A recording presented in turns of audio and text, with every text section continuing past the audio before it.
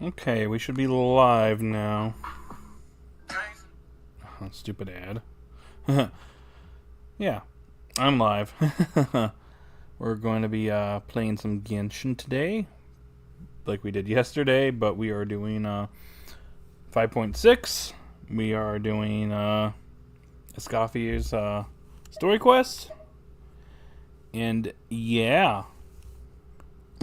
Sorry for the delay, by the way. Kind of had to take care of a few things before we got started here. But anyways, we've started. So, yeah. Anyways, if you are brand new to the channel, it'd be pretty cool if you like the video, subscribe to the channel, and all that good stuff. I would love you forever if you did. Looks like we got 3 likes already, so looks like it's resonating. Alright, anyways, we're gonna get started. Is it too loud? Okay, I think we're fine. First off, let's go get healed. Looks like I took a little bit of damage from the quest I was doing yesterday. Actually, on second thought, it might be a little bit too loud. Just slightly. Beast mode, God 1. Let's go. Let's go indeed. Let's go to Fontaine. Alrighty. Escoffier, the chef. Let's go. Navia seems to be keeping an eye on something in the front of the hotel D-board. Well, it's time to go here and probably not hear Navia because she was unvoiced in previously in that event we had like a version or two ago. We were doing the film stuff. But it's good to be back in Fontaine. I missed being here. Is that Navia over there? Oh, it's been a while. Let's go say hi. Yep. Let me guess. Navia's unvoiced. Cloran is unvoiced. Lynette is unvoiced. Hopefully Nervalette is voiced. Hey, Navia, what you up to? Well, I might have to do her voice. Oh my gosh, she's voiced! Yes! Yes! She's back, y'all! Queen is back! Our queen has returned, and she is raiding the Steambird. Why the secrecy? Get lost, Monica! I don't want to see you back here until you're ready to wake up and start doing things properly! Right now, you're a disgrace to my kitchen and to the Hotel de Boer name! Damn. Someone got fired. It was an accident. I'm sorry, did you hear me asking for excuses? Oh, she mad. No, I'll do better, I promise. Why is she so aggressive? She won't even listen to what the poor girl has to say. Oh, hey, cut her some slack. You gotta at least hear her out. Huh. Wait! And just like that, Navia screwed things up. Huh? Who do you think you are telling me? Wait a sec. Navia? Yep. Good job, Paimon. So, you're bringing backup now. Suit yourself! You're still wasting your time!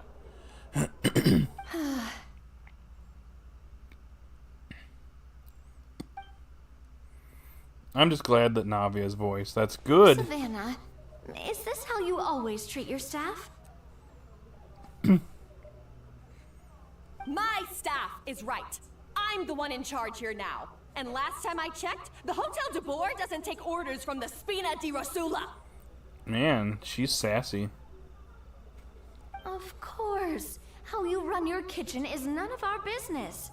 But when a member of your staff is so overworked he becomes gravely ill, that most definitely is our business. We're going to stand up for him, whether you like it or not. Overworked? I've said it before and I'll say it again. If Fermont can't handle the job, then tough luck. There are plenty of other capable people I can hire instead. Huh. But Philmont can do the job, he just... For month? Monica, back inside, now! Okay, she's not fired, apparently. But you said I shouldn't come back until... Just do as you're told, and not another word out of you. Come on, we have work to do. First she's fired, then she's not. Wow, what a horrible person! Yeah, you can say that again. Sorry. Looks like I've dragged you into some drama again. So, who was that? Her name is Savannah. She's the new head chef at Hotel de Boer. Ever since she took the job, she's been enforcing a brutal work regime and putting a huge amount of pressure on her staff. One guy was so overworked, he collapsed from illness. He's been bedridden for days, and he can barely even talk properly. Dang. I'm sorry. I'm sorry. It's all my fault. I don't deserve to be a chef. At his family's request, the Spina di Rosula is trying to mediate on his behalf. We're not exactly making a ton of progress, as you saw. Savannah is adamant that Vermont's exhaustion and illness have nothing to do with her or how she's been running her kitchen. She's refusing to have any kind of meaningful dialogue with us. Yeah, she bad. Our next thought was to talk to the other chefs at the restaurant and get a better idea of their working conditions. But with Savannah watching them like a hawk, no one has been willing to open up. And that's why I'm here, doing it the old-fashioned way. Camping out, watching, and waiting for an opportunity. So you were waiting for Savannah to leave, and then you were going to approach Monica? Oh, shoot! It all makes sense now. Sorry. Paimon should have thunk before she spoke. Did Paimon ruin everything? Oh, no, not at all, Paimon. Honestly, the way she was laying into Monica, someone had to step in. I'm sure I would have piped up if you hadn't. And besides, I don't really think I'm built for espionage. Either way, Savannah's seen you now, so you probably won't get another chance. Yeah, meaning it's gonna be all the more difficult to get the inside scoop now. Oh, I might as well head back to the Fleuve Cendre then. We'll need to come up with a whole new game plan. Paimon will join you, cause this is kinda all Paimon's fault. Then I'll join you too. Oh, guys, it's fine. You don't need to worry about it. That said, if you were planning to visit the Fleuve Cendre anyway, let me take you out for a meal. I'll make sure it's a proper feast. A really famous chef just joined the Spina di Rosula's tavern. Her name is... Oh. Sorry to interrupt. I just wanted to apologize for the scene you witnessed just now. We shouldn't subject our customers to that. This is a small token from us. It's some candy from Monica. She asked me to make sure it was delivered into your hands. Well, thanks. Monica's the one apologizing? Huh. Clearly Savannah is the one who owes an apology. Our head chef has been a little highly strung lately. Sorry for everything. Paimon, don't make things more difficult for her. Thank you for the gift. Alright. Since there's candy, Paimon will drop it. Not the candy. N- Thank you for understanding. We'll make sure to pass your feedback on to Miss Savannah.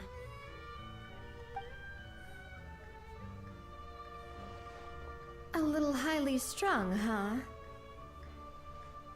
Looks like with Savannah in the kitchen, even waiting staff are on edge. Paimon doesn't get it. How did someone like her even become head chef? Well, according to Fermat's family, she hasn't always been like this. But That's a story for another time. Let's try this candy.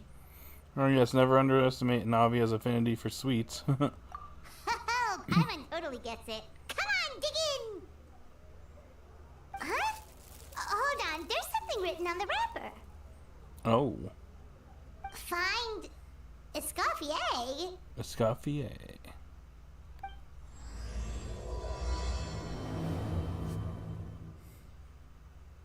Escoffier? Could this mean... Huh? You know that name, Navia? Yeah. Let's stick to the plan and go back to the Fleuve Cendre for now. That's where we'll find Escoffier anyway.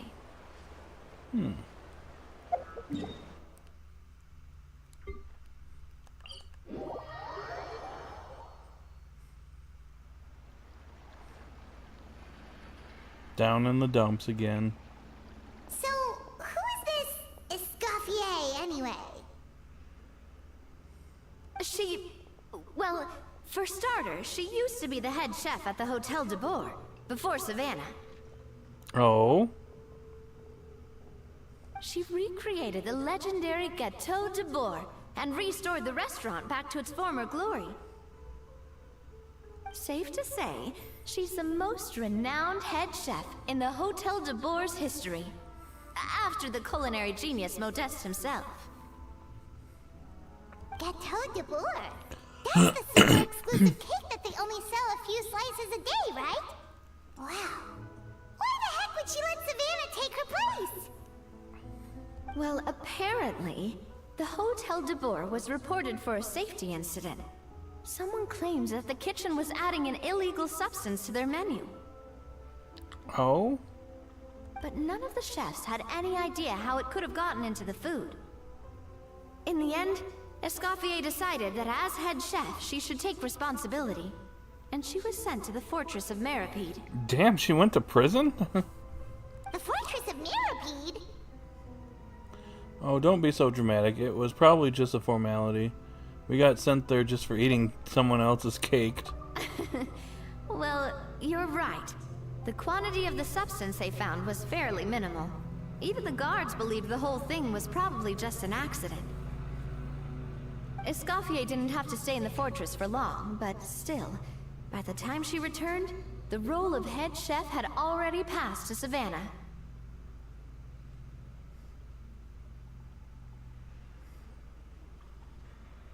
So that's what happened.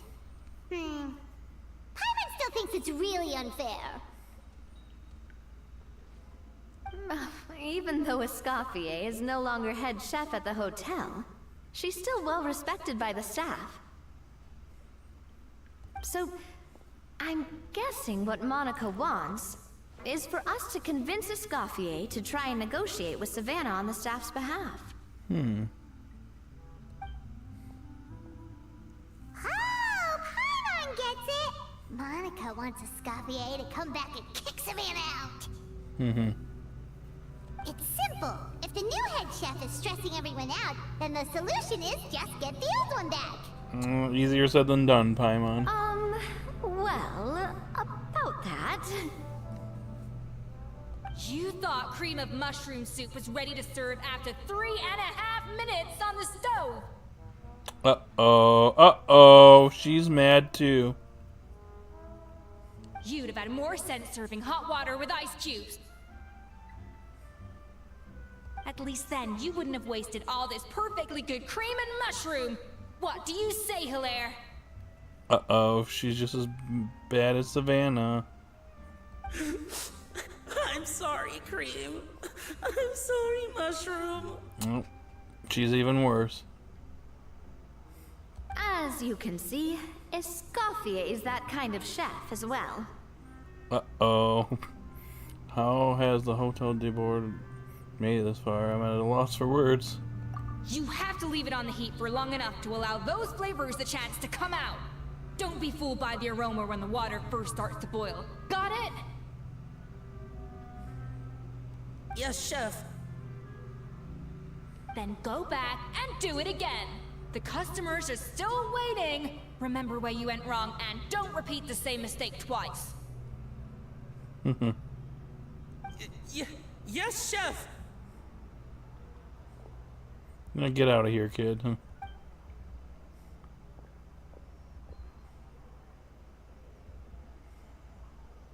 Huh?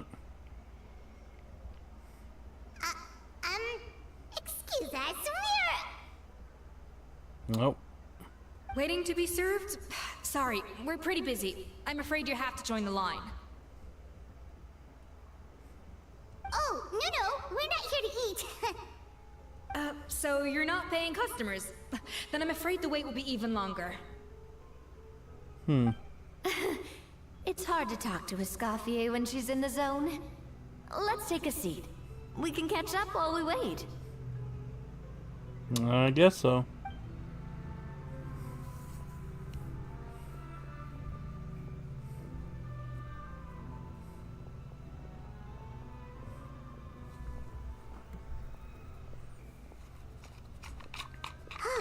Looks like the rush hour is finally over. Is it always this busy here? These days, yes. I'd say business has tripled since Escoffier joined as temporary head chef. Didn't you want to go back to the hotel, Deborah? Well, in her words, the Hotel de Boer doesn't need her anymore. It doesn't look like she's got any plans to go back. I guess I'll be heading off then. Wait, take these home with you. We can't serve them now, and there's no sense in letting them go to waste. Oh. Oh, thank you, chef. For what? Like I said, I just don't want them going to waste. Oh, and tell Fiamma to get well soon, so you're not running yourself ragged every single shift.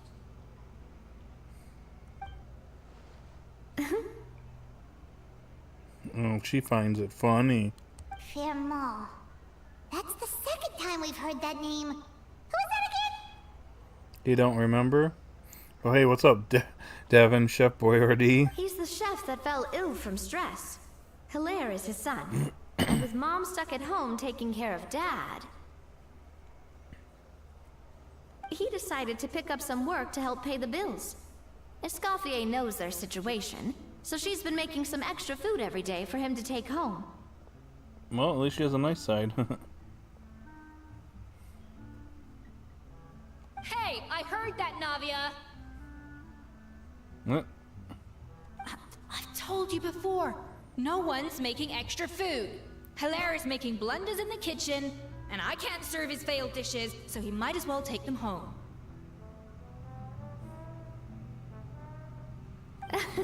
Yeah, failed dishes that just so happen to be nutritionally complete every single time.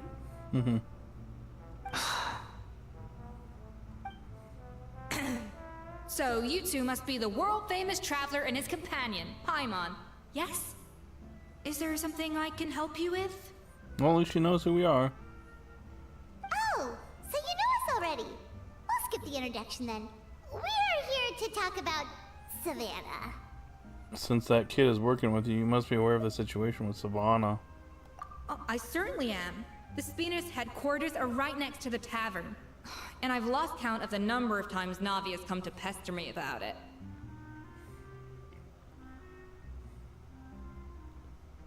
But I don't work for the Hotel de Boer anymore. And being ex-head chef doesn't give me the right to interfere with that business.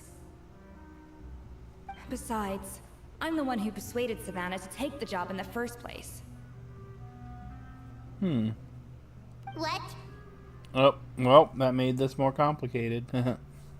Well, she was a much gentler person back then. A little timid, even. She wasn't at all confident that she was the right fit for the role. It was kind of messed up for the Pokemon community slamming Zack for saying all humans can use aura when it's established. That's not true. That's really are, and all living things have aura, but few use it. Oh. Was it from a video he made recently? I guess I haven't watched his stuff in a while. Was he just getting a bunch of hate for it or something? I'll have to look into that, man. Was it on Twitter or something, or just on his video? That's hard to believe. Are we definitely talking about the same Savannah here? Honestly, I do wonder if she's just emulating me. I mean, I'm not the most pleasant head chef to be around either. At least she's self-aware. Anyway, suffice to say that given the history between us, it'll be tricky for me to tell her she's doing her job wrong without coming across like a huge hypocrite. Fiamar and the others probably think that Savannah gets it all from me. I wouldn't be so sure about that, Escoffier. Look at this note we got from Monica.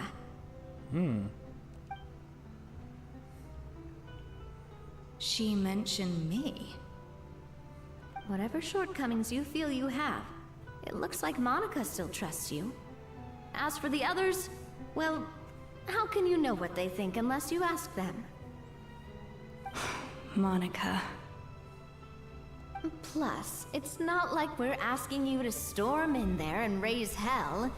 We're only in the initial phase of our investigation. All we're trying to do is get the other chefs to open up to us. It was in his, yeah.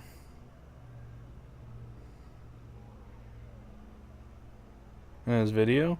Okay. He wasn't mad at Roy for having aura. He was just saying it doesn't help with the Ash comparisons and the Pokemon anime. Explain like that. Not all humans can use aura. It's rare. Gotcha. I'll check it out sometime. Oh, Monica. Oh, Monica. I just want to see how exactly the community reacted to him. I'll check it out probably sometime next day or so. Escoffier? I can't believe her! Powdered sugar is supposed to be applied sparingly. Look at all that on the wrapper. It's thicker than the sole of my shoe. Oh, great. Unbelievable! I won't stand for this. She has to learn. Come on, we're going. Oh, she's marching off. Wait, so now she's... Well, whatever the reason she came up with, at least she's convinced herself to go have a conversation. Let's go catch up to her. We don't want to keep her waiting.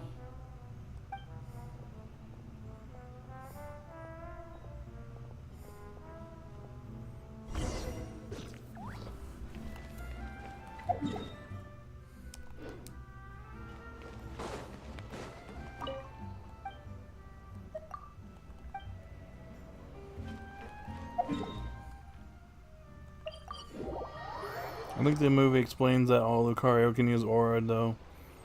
Because obviously it's the aura Pokemon. Yeah, makes sense to me.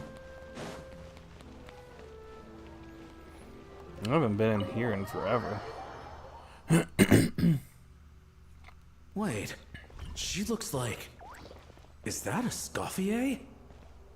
Escoff, I'm sorry. I'm so sorry. Hey, wait up. I'm sorry, I'm so sorry. I messed up your order. Oh, I wouldn't go that far. Maybe the taste is a little off, but if you hadn't brought it up, I don't think I would have noticed. But, please, you have to forgive me or Chef is gonna... Okay, I know. I'll kneel before you. Oh, good lord. What the heck? Get up, Monica. Can't you see that you're just making your customer feel more awkward? Uh-oh. Escoffier? If you want forgiveness, then do what any self-respecting chef would do. Make the dish again. And this time, get it right. You cannot go begging your customers to feel sorry for you. I know Kriana can use aura, like, the only humans we know are Soren, Ash, Riley, and Roy Mullane. I don't think he used it. I don't think she did, no. But yeah, it makes sense that only, like, some can use it, but yeah. Savannah said that I'm not allowed back in the kitchen until I've corrected my mistake. But if I can't go back into the kitchen, I can't do the dish over. No. You know, at this point, I'd probably just get another job. That's some backwards logic. How can you fix your mistake without being allowed to cook? If this is what Fermat had to put up with, then no wonder he had a breakdown. Oh. We apologize for interrupting your meal, sir. It's fine. With my layman's palate, it's not like I can tell the difference anyway. I was actually quite enjoying my meal until she appeared out of nowhere and started apologizing. Gave me a bit of a fright, to be honest.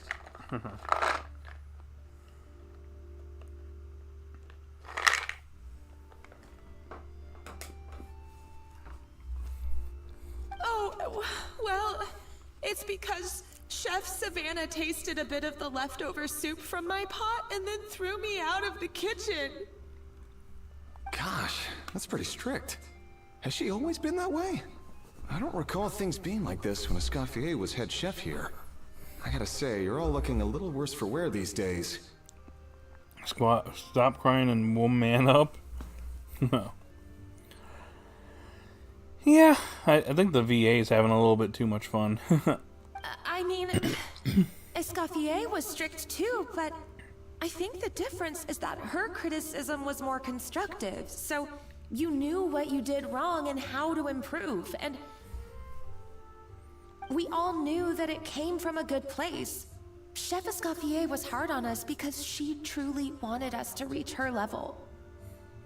But these days, whenever we make a mistake, we just get told to wake up, get your head in the game, or just do it again. And it's only gotten worse since word got out that Chef Escoffier had started working again in the Fleuve Cendre. Monica, you don't need to call me chef. I'm not the boss here anymore. Yeah, she got sent to prison. Yeah, but through no fault of your own.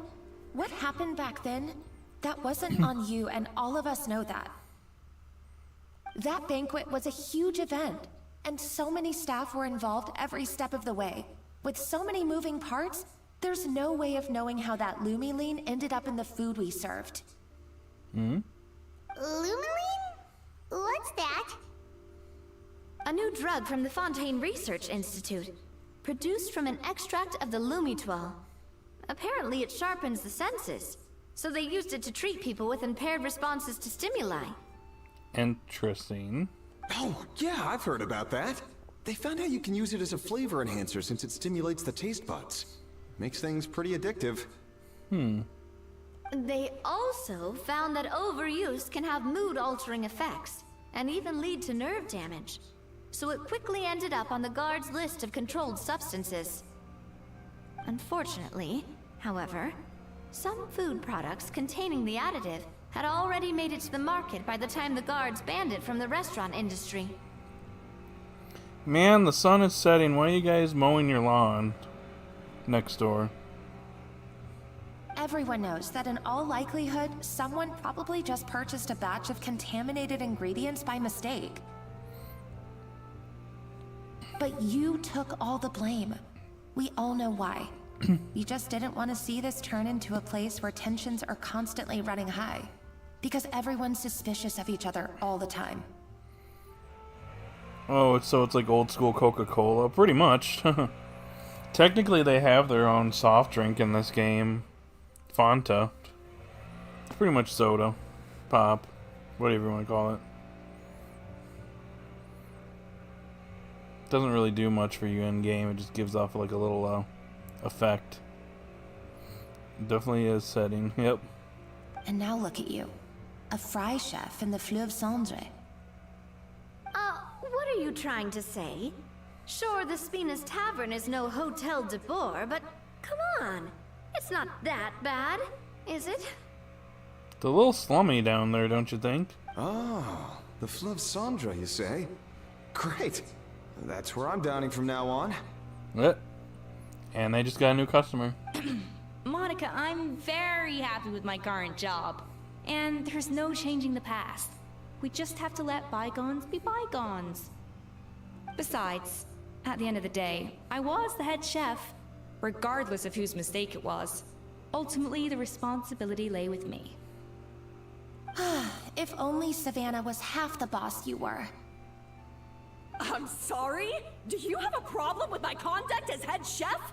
And she heard that, and she's losing her job probably. Oof. No. No, Chef. So, you do remember who's boss? Escoffier? I thought you'd left this place for good. What are you doing back here? What happened to you, Savannah? Why are you acting like this? When I turned this place over to you, You made me the head chef and gave up your right to tell me how to do my job. Oh, so she's got a big head now. You're not the boss here anymore, so stop acting like you own the place. Whoa. Sounds like someone has a chip on her shoulder.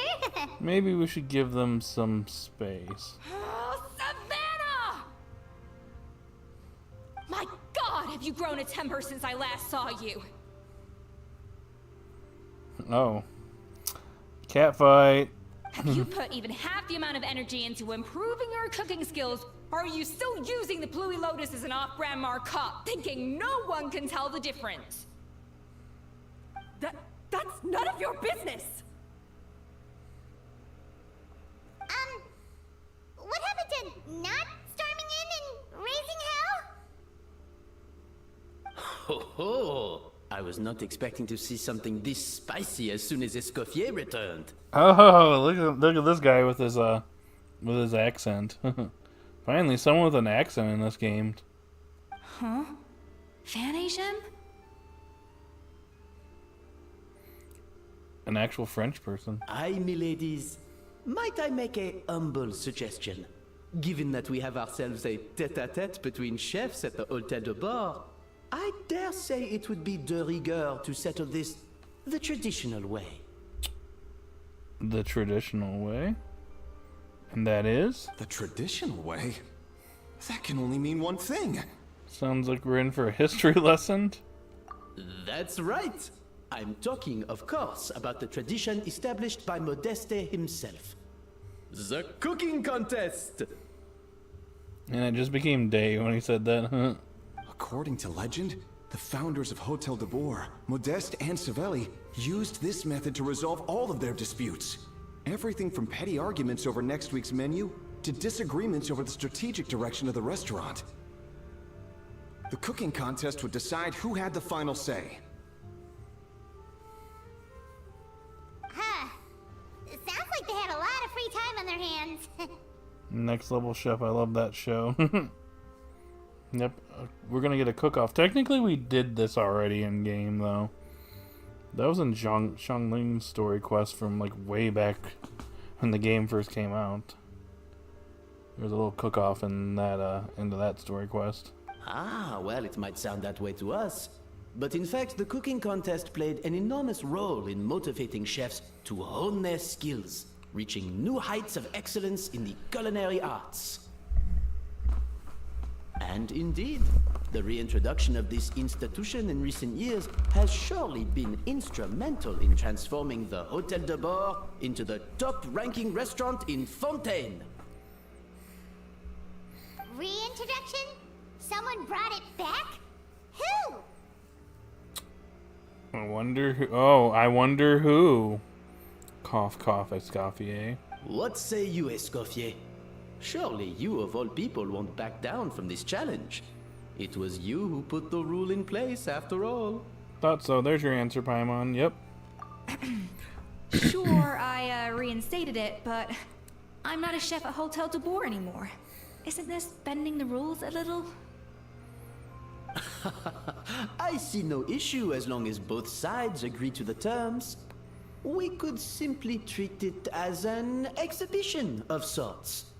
Savannah, any objections? Exhibition. Huh. No. Oh. If we're going to battle it out, let's put it all on the line. If I lose, it's up to you what happens to me. I don't want anything to happen to you. But if you lose, you hand over the Codex de Bord to me. What? The Codex de Bord? The Codex de Boer, what is it? Is that? Only the legendary handbook written by the original head chef Modeste. It contains all his secret recipes, including Gâteau de Boer. Oh my gosh. Her career would be in shambles if she loses that. Whatever shall she do if she loses? It's the greatest treasure in Fontaine's culinary world. And only the present and former head chefs of the Hotel de Boer have the right to read it. Present and former. Wait, but that already includes Savannah, though. What do you want that old thing for? You have your own copy, don't you? Don't take me for a fool. You know perfectly well what I mean. I want your copy. The original version. The one you took with you when you left us. Oh, hey, we have a new person here. What's up? Man, I don't know why these people are mowing their lawn or doing lawn care and it's like sunsetting. Where's Gordon Ramsay when we need it? Where's the lamb sauce? What are you? An idiot sandwich.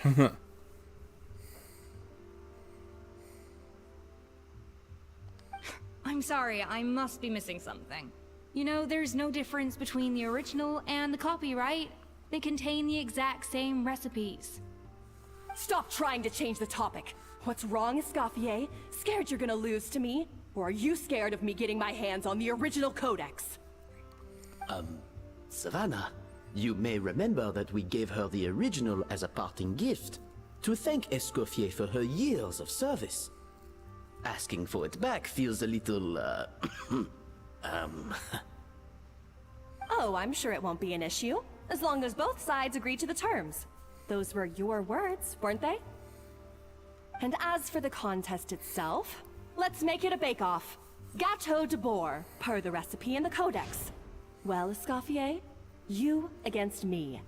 Are you in or out? You sound surprisingly confident. Alright then, let's see how much you've actually grown.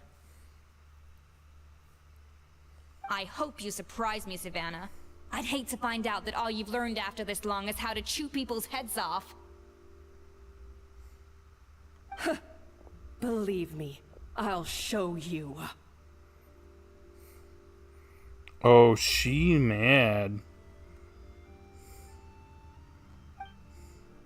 Escoffier, are you sure this is a good idea? You accepted her terms a little hastily. Oh, it'll be fine. Let's head back to the Fleuve Cendres so I can get prepping. I do apologize. This whole ordeal reflects rather poorly on us. Aren't you the boss? Can't you rein Savannah a little? I'm afraid it's not quite that simple. The Hotel de Boer runs as more of a partnership, you see. It was founded by two friends, Modeste and Savelli, and it's been that way ever since. So, while I am technically Savannah's boss, it's not really my place to interfere with the business of the kitchen. To be perfectly honest with you, that's part of the reason why I suggested a cooking contest. If Escoffier wins, it would be the perfect opportunity for her to talk some sense into Savannah. Or, of course, if she wanted to return, then... But anyway, I'm getting ahead of myself. Whatever the outcome, this contest will hopefully serve as a turning point for us. Please, pass on my best wishes to Escoffier. I must say, Savannah surprised me with her confidence. Does she really believe she can best Escoffier in the kitchen? I thought she was just blowing off steam when she first raised the idea to me. Been playing 100 Defense Academy. It's actually pretty good gameplay, story-wise. A lot of endings, though. He wasn't playing it. Does still have that Dagon Ropa trend over characters repeating gags. Oh, gotcha. That's cool. I'm not too familiar with it. What type of the 100 Defense Academy. I'll have to check it out sometime. I can't believe I got to witness that firsthand. I only stopped by here for a quick meal. I definitely got my Mora's worth today. Huh. Well, at least he enjoyed the show.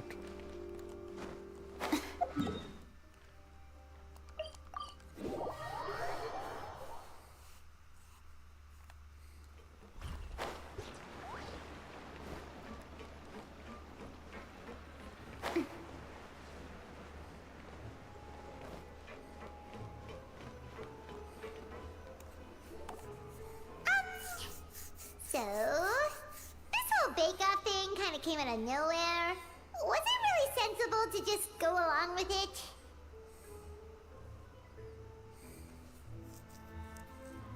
Well, I got a sense that she's holding something back. But we chefs always express ourselves in our cooking. So if she won't talk, this might be the best way to find out what's really going on with her. Huh? Holding back? Sure didn't sound that way to Paimon. I'll warn you though, man, it does have some annoying characters and it's long. Oh. I can deal with some annoying characters though. Look, we have Paimon here and, well, I have to deal with that in this game, but yeah. Escoffier only picked up on it because she's the same way. Always closed off, never letting you know what she really thinks.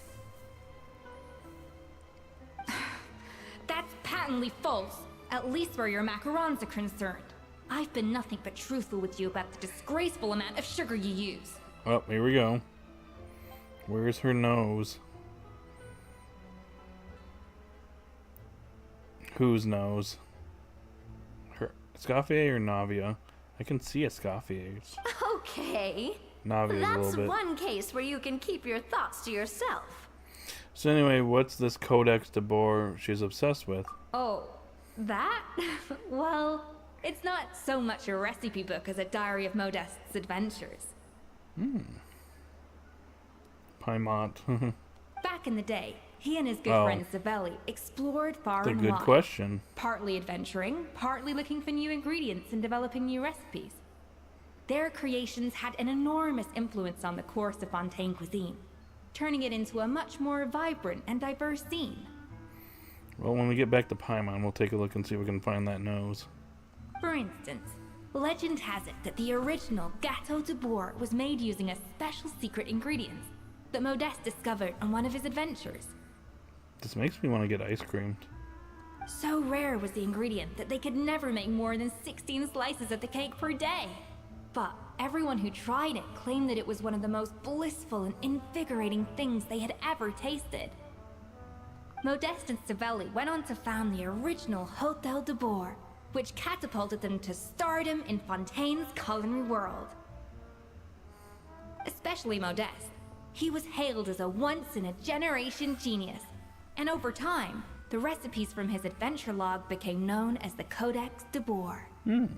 Interesting. Paimon's heard this kind of story before. Armed with the Codex, the Hôtel de Boer took its rightful place as the finest restaurant in the land, serving those recipes for centuries to come. Something like that? Yeah, I don't know where her nose is at. What? No, of course not. Cooking is a constantly evolving art form. How can any restaurant survive if they only serve food that was popular last century? Anyway, never mind centuries. Savelli and Modeste parted ways not even 10 years after their rise to fame. Then, Modeste passed away while he was still in his prime. And that was it. The end of the Hôtel de Boer's heyday. It fell into decline, and for most of its history, it was just a nondescript place with a couple of cheap tables. It's only in recent decades that it started recovering. Even then, it still took numerous relocations and changes of management before we finally ended up with Vanigem and the restaurant we have today. Oh! So the Codex really isn't all that, then. Paimon figured it was like one of those mystical books they have in Liyue's martial arts novels, where the main character learns all their secret powers from. Yes, well, that's fiction, and this is reality. You can't meet the tastes of modern diners by following some ancient recipes from a dusty old book. Case in point. Even the Gâteau de Bourg they sell now is actually Escoffier's reimagination. Wait, really? Why though? Didn't that recipe make it into the codex? It did, but like I said, it's a dusty old book now, and the records aren't as legible as they once were. Not to mention that there's no way of finding the secret ingredient Modest wrote about. So, reimagination is right. I consulted some historical records and took what I could from the codex. But ultimately, the Gâteau de Bourg of today is my own recipe. As for why we gave it the same name and kept the tradition of only selling 16 slices a day, well, you've got Venegem's business sense to thank for that. Oh. Huh. Well, that kind of takes all the mystique out of it. Hey now, it might not be the original Gâteau de Bourg, but it's still the most delicious cake in Fontaine today. And who knows? Maybe Escoffier's version is more suited to your palate. Just think, if the original truly was the perfect cake you're imagining it to be, there's no way the recipe would have been lost to history, right? Not to mention that the Hotel de Bourg never would have fallen into a slump.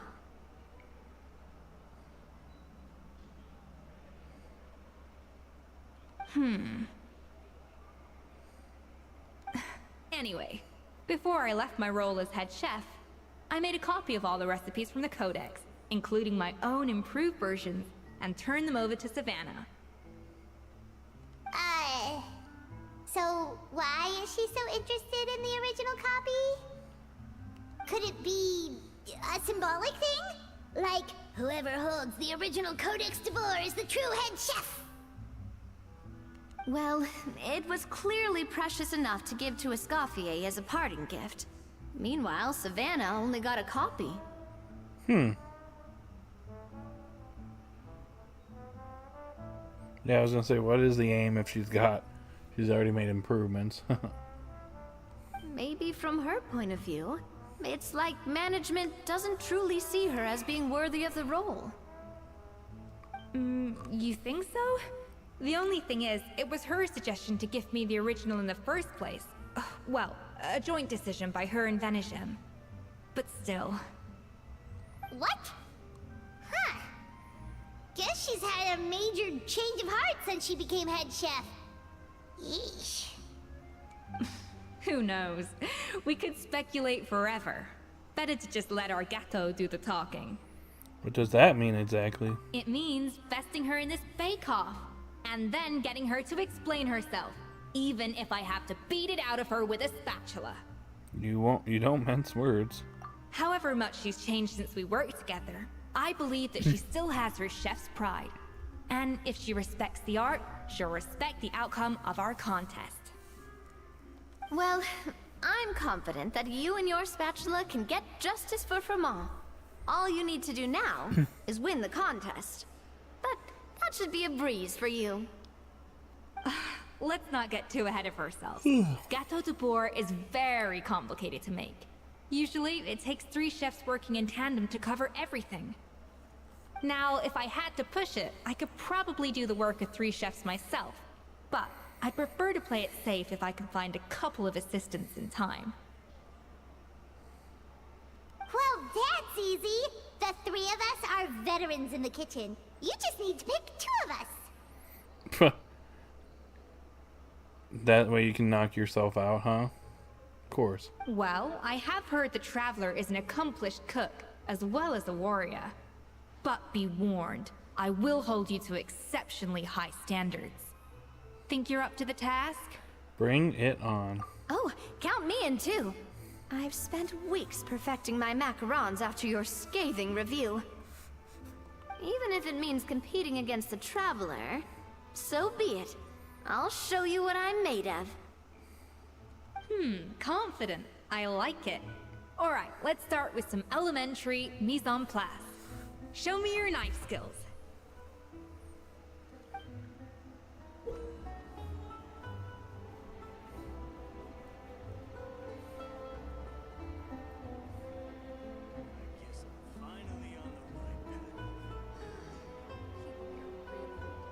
I've always called it chopping stuff up, not mise en place. But it's basically the same thing, right? Oh, Navia. The difference in your case is that mise en place is chopping stuff up without sending juices flying all over the kitchen. Looks like you found that easier than I expected. Yeah, thankfully it was pretty straightforward in the end. You made it sound like we'd be carving statues out of fruits or something. Well, brace yourself, because the next step is anything but straightforward. I'll be using this cold press to extract flavor compounds from the ingredients. What's a cold press? A kind of special food processor I got the Fontaine Research Institute to make for me. It uses cold temperature extraction to isolate the essence of cooking ingredients, which can then be used to flavor dishes more precisely. But this isn't exactly standard kitchen equipment, so that probably didn't make a whole lot of sense. Let me give you a demonstration instead.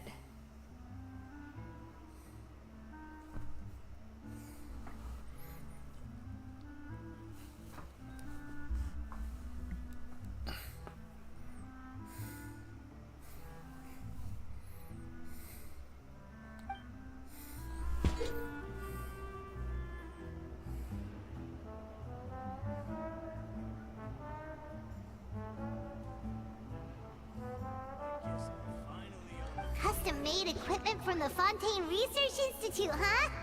That's some pretty high-tech food prep. Hyman's never used anything this weird before. Cool! No, weird.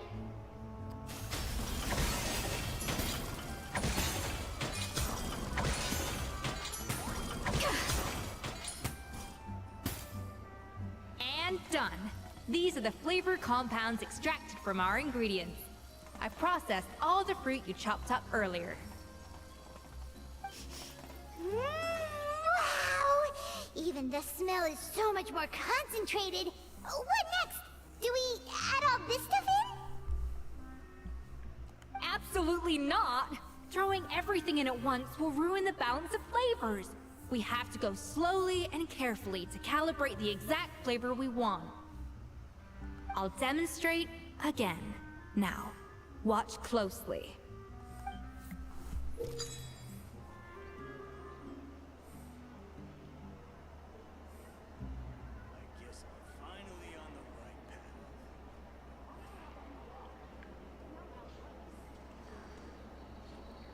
Slowly and carefully.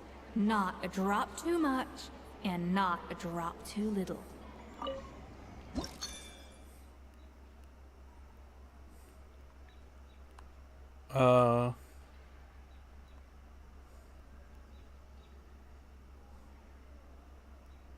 Trying to figure this out.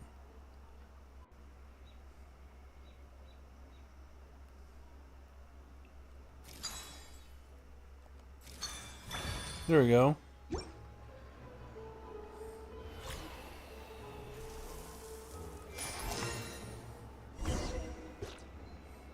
And voila! Now it's your turn.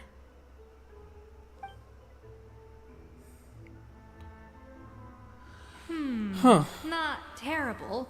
Considering this was everyone's first time blending flavor extracts, it could have been worse.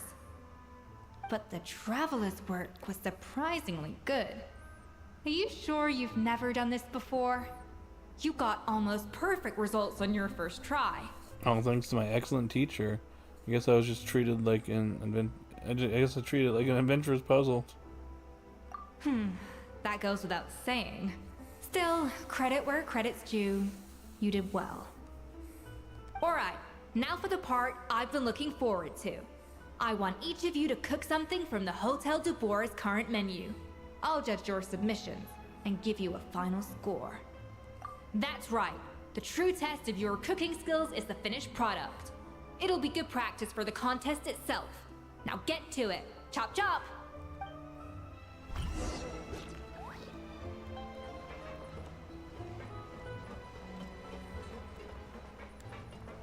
How's it going? Have you picked a dish yet? Choose wisely. I expect you to present the most delicious thing on the menu.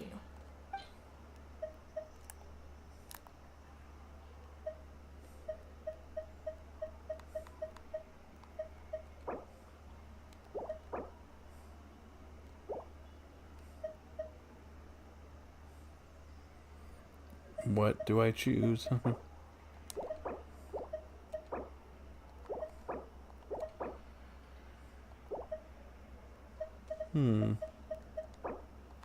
Oh, suspicious.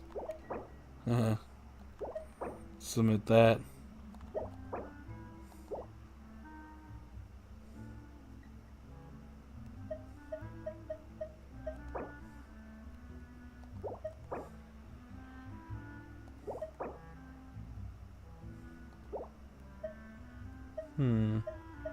What should I do?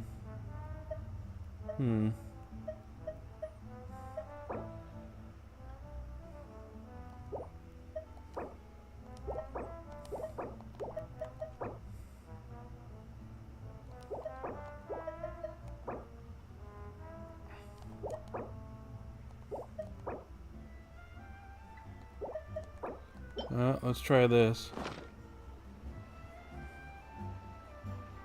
Oh.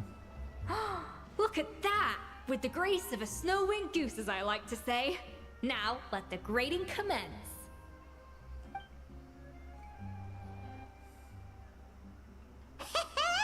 Pretty good, right? Not to brag or anything, but Paimon's a bit of a connoisseur when it comes to la food. Oh, you think you're French, huh? 6 points. What? Oh, well, fair enough. Paimon doesn't cook all that often, so as long as it's a pass.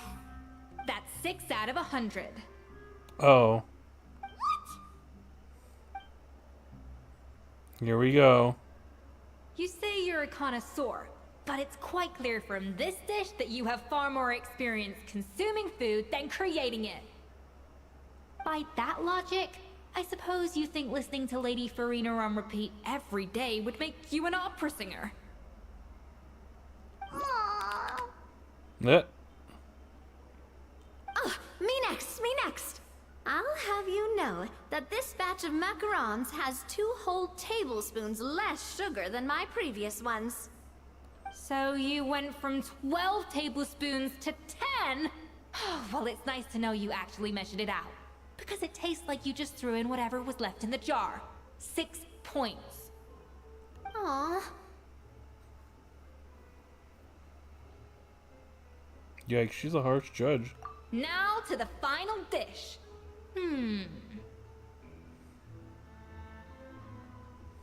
So, what do you think?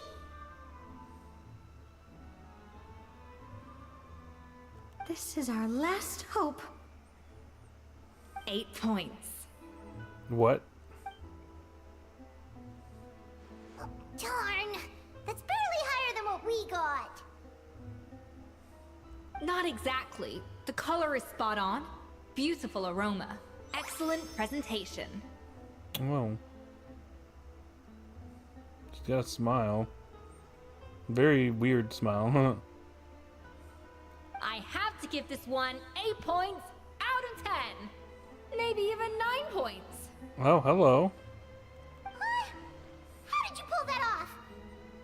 It's all that practice from cooking for you, Paimon. Don't get me wrong. There's room for improvement. But still, this is clearly the work of an accomplished chef. I can tell that you've put many hours of work into honing your skills in the kitchen. I can really taste the grace of the snow-winged goose in this dish.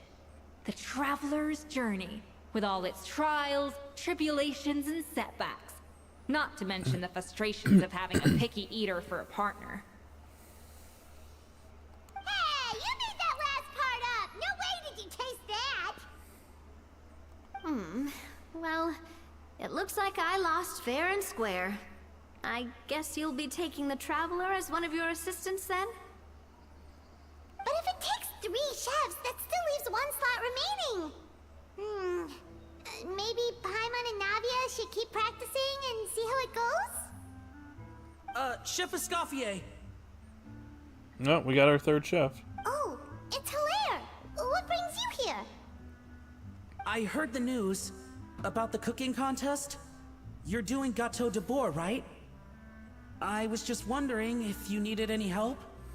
Huh. And you think you're up to the task, do you? Yeah, what is the 8-year-old child gonna do? Oh, no, I know I'm not there yet. It's actually my dad who wanted to help. Oh, never mind. It's that guy. Firma, last I heard, you could barely get out of bed. Well, apparently he's out of bed. Chef Escoffier, Navia, Traveler, thank you all so much for everything you're doing for me and my family. I've had enough of sitting around at home while you run yourselves ragged. If you let me, I'd like to help you win this cooking contest. Are you sure you're up for the task, Firmin?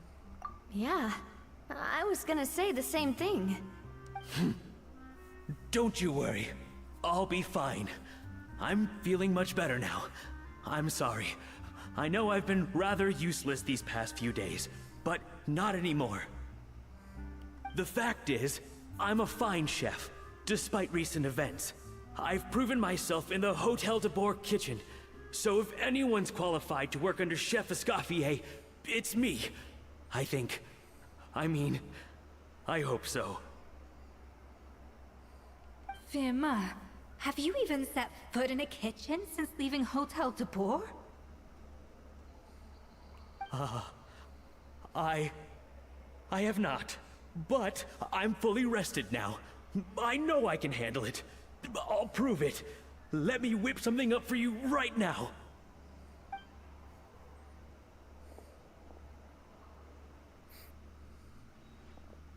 Apples.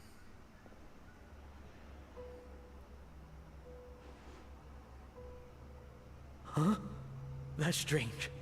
Why are my hands shaking? Uh-oh, he's gonna pass out. What do you call this, Firma? PTSD. I can't seem to grip my knife. Do it again! Again! Again!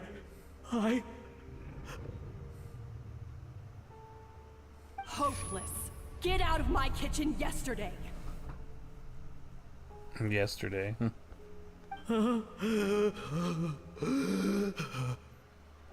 on, man. Get yourself together. Dad, what's wrong? I don't understand. I was feeling so much better, and then Will I never be able to work in a kitchen again? Dad, talk to me. What happened?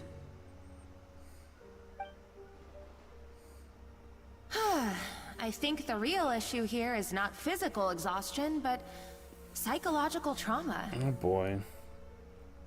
Monica, when did you get here? You and I didn't notice you arrived. Probably because you were all concentrating so hard on your cooking. I didn't want to interrupt your flow. But anyway, Firma, I'm so sorry. If only I'd known how serious your situation was, I would have stood up for you sooner. You have nothing to apologize for, Monica. During those long nights of redoing every order, you were the only person who looked out for me. Oh, come on. All I did was make you some tea. I doubt it was much help.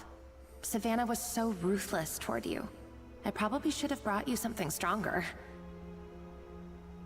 She sounds like the worst.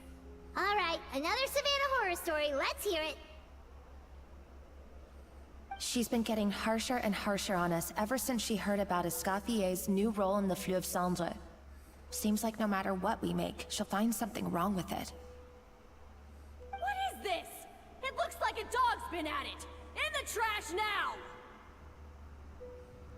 Then she orders us to redo the dish again and again, but we never know what's going to make her happy.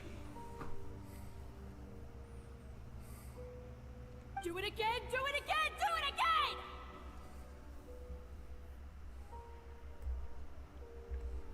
Every time you remake it, you just get another earful from her.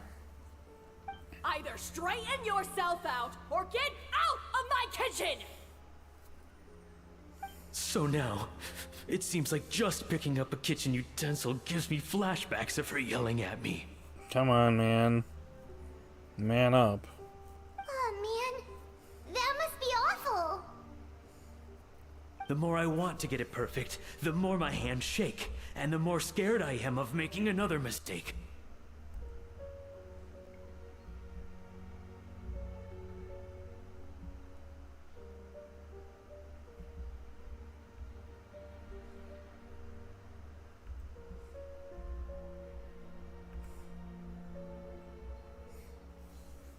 How can you give up so easily, Firma?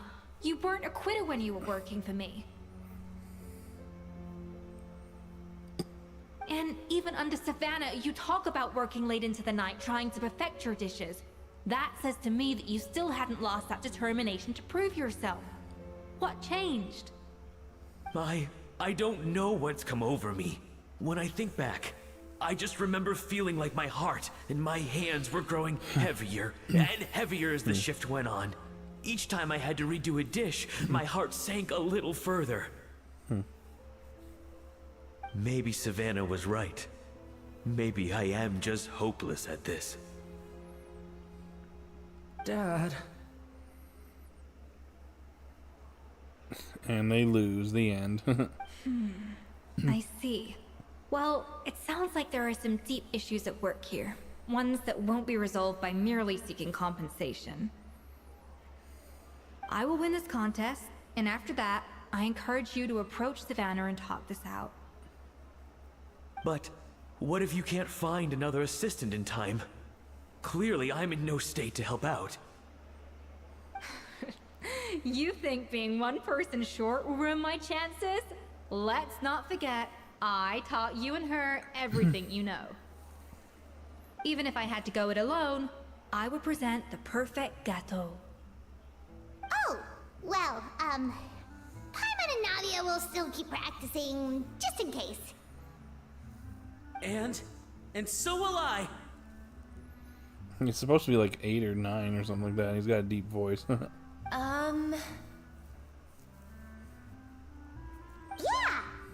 if worse comes to worse, we can always get the Spina di Rosula to put out an emergency call for chefs. There's gotta be someone out there, right? Actually, I thought maybe I could help. That's sort of why I'm here. Monica?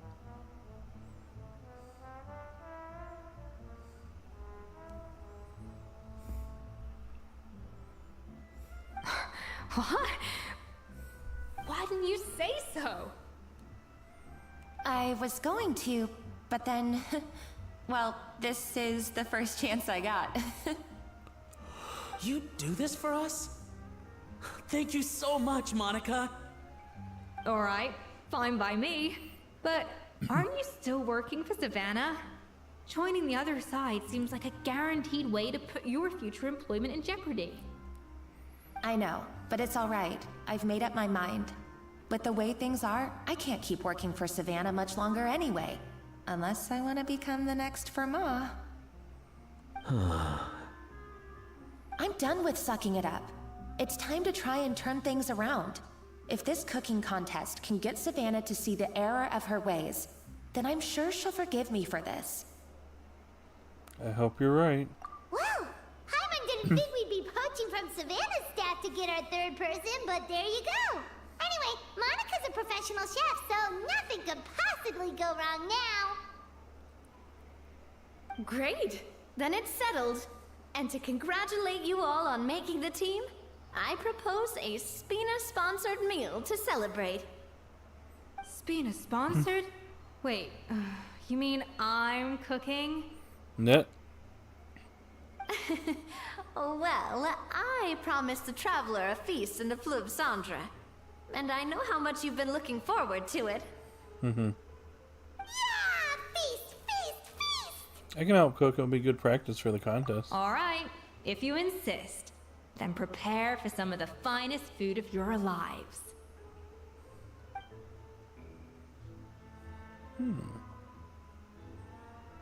Oh, I like this. Escoffier opted for a huge variety of dishes. Thankfully, both of us are skilled enough that even though it was our first time working together, we had great rapport.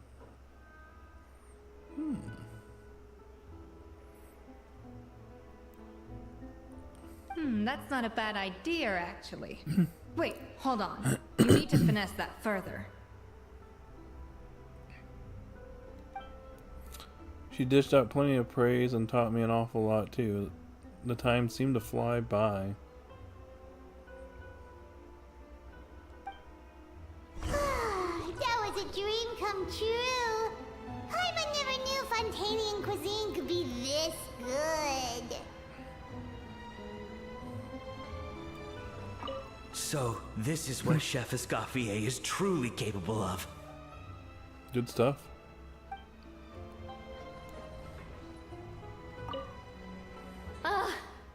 I wish I could eat that all over again. It's not often that Escoffier goes all out like this. And it's all because of you, Traveler.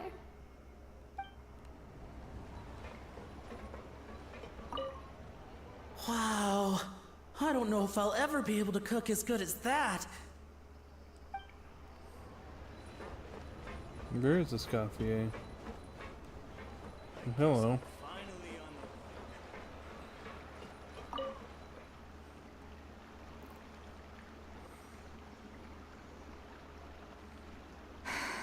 Why, Savannah? Why? What are you up to? Oh, nothing. I was just flicking through the original Codex de Boer. I wanted to see if there was anything I'm missing. Something I hadn't noticed before. That might explain why Savannah's so desperate to get her hands on it. But I can't find anything.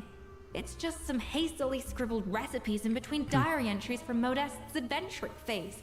And most of it's not even legible anymore. The copy I gave her not only has all the recipes in full, but even includes my own private tips and notes from years of experience. Surely that's infinitely more useful than this old thing. For her, it's probably not about how useful it is, and more an issue of head chef's pride. Yeah, maybe. Still, it's just hard for me to imagine that the Savannah I knew would go to all this effort just to make a point. Were you two friends? We were. At least I always thought we were. She was a little shy, but meticulous with everything and everyone she dealt with. She made a few mistakes here and there, but she was quick to correct them whenever they were pointed out. And she was always striving to improve as a chef. Those qualities are why I recommended her to replace me as head chef. I never imagined for 1 second that she'd cause Fiamma and the other staff so much grief. Sounds like you feel partly responsible. Well, I mean to an extent, of course. I pushed hard for her to get the role. And the idea that she turned out like this because of me is difficult to come to terms with. I wonder if this is how Modeste felt back when he was writing the Codex. Speaking of Modeste, didn't he have a falling out with someone as well? Yes, with his good friend and co-founder of the Hotel de Boer, Savelli. The story goes that after Modeste unveiled his Gâteau de Boer and was hailed as a culinary genius, he was admired and adored by all. But his newfound fame slowly drove him and Savelli apart. Unlike Modeste, whose every new creation was an instant hit, Savelli seemed to face setbacks every turn. Doors that would swing wide open for Modeste would shut in Savelli's face. And with Modeste being whisked off to all manner of functions by his celebrity friends, he had less and less time to discuss the culinary arts with Savelli. People started gossiping about Savelli, and their relationship between the two gradually soured. So what happened to them ultimately? Everything came to an abrupt end when Modeste, still in the prime of his life and still hailed as a genius, suddenly died from an acute illness. And that was it. They neither had a decisive split, nor got the chance to properly reconcile. Their story just came to an end. One rumor had it that Savelli actually killed Modeste out of jealousy, even as the latter was hoping to make amends. Is that true? Unlikely. It's a popular theory, but there's no real basis for it. At least there are no records of Savelli ever being convicted of a crime.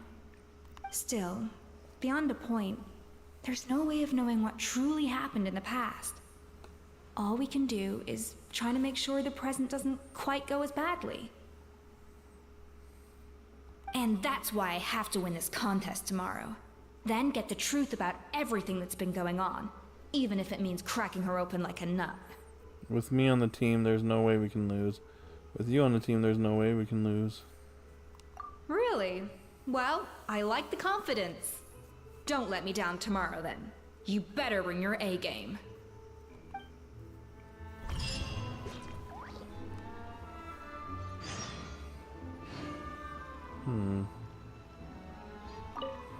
Let's hope that Savannah isn't all sizzle and no steak.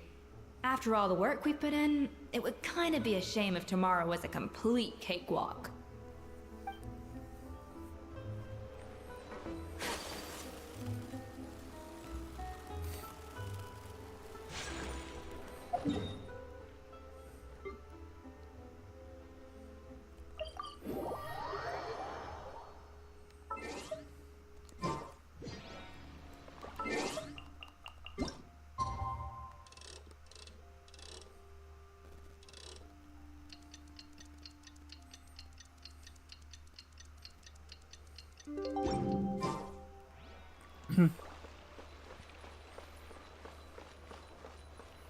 Alright, it's time.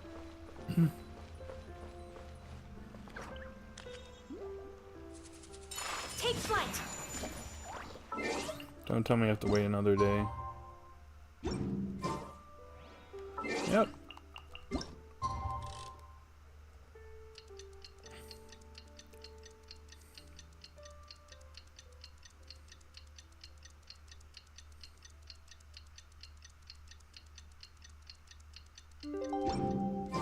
It's cooking contest day! To the Hotel de Boer! Toot toot! We cannot just rely on the ocean's self-cleaning ability. Huh?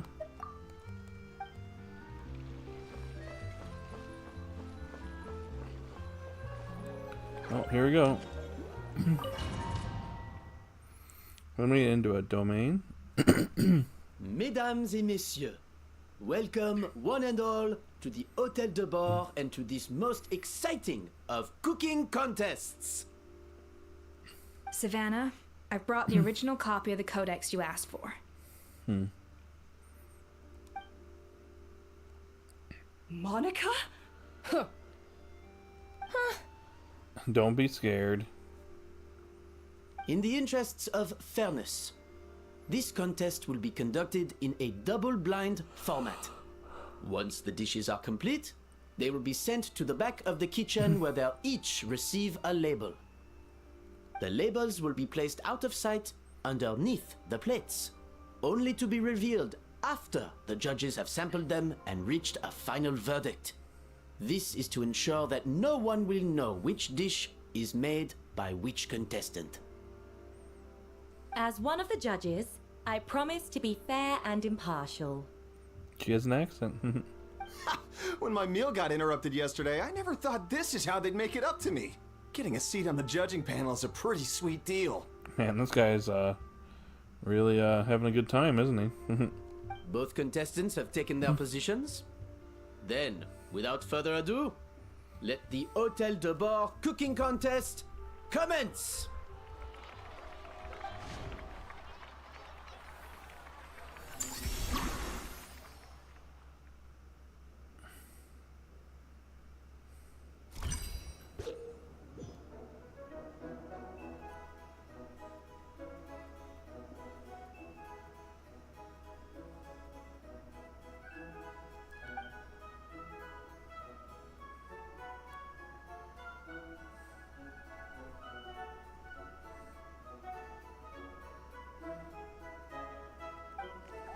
Monica.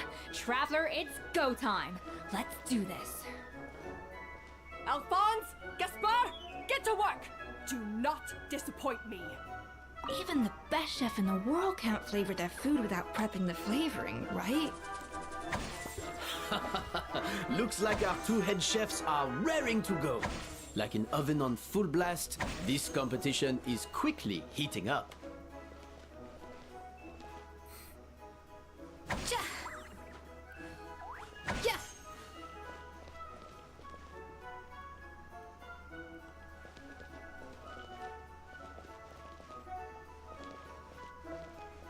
Off to the freezer.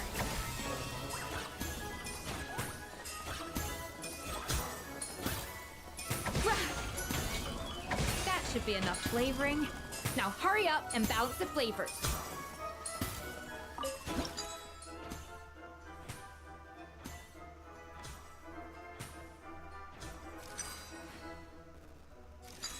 Aha, I did it.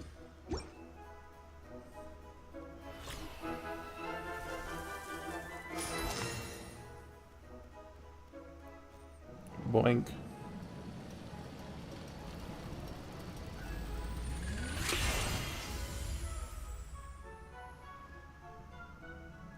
Come on, Escoffier!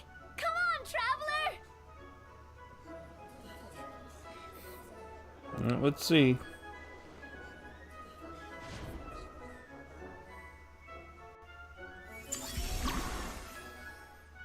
Make the next layer of cake.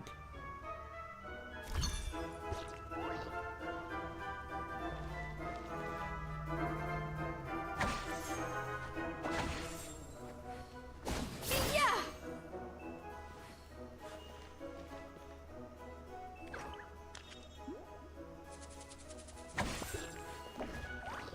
Alphonse! What are you playing at? Not how I taught you to do it! Stop horsing around and do it again! Yes, chef! Oh, tension in the ranks on Team Savannah. Will this slow their progress? Okay.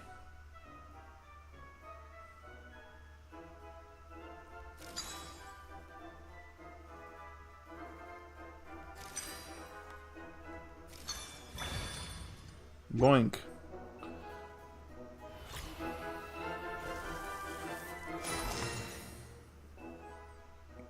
We did it. So, what do you think?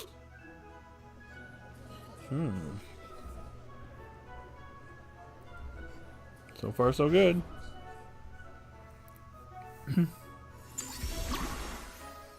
Last layer of cake.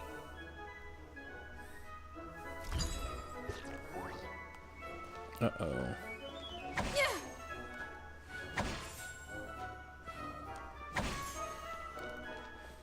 Up to the freezer! Yeah! Escoffier is already on the final step of the recipe. Let's check on Savannah's progress. I think this flavor profile is still a little bit off. Enough! Oh, useless! Both of you! Make like an egg and beat it! I'll do it myself! Wow! Is Savannah serious? Can she really make up for lost time working alone? I'm thinking.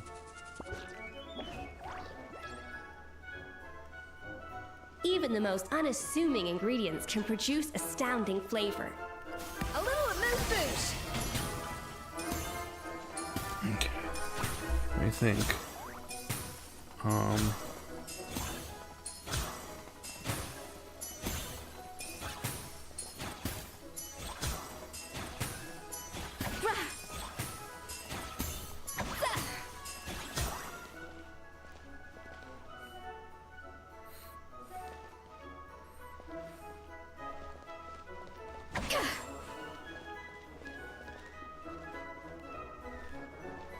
thinking.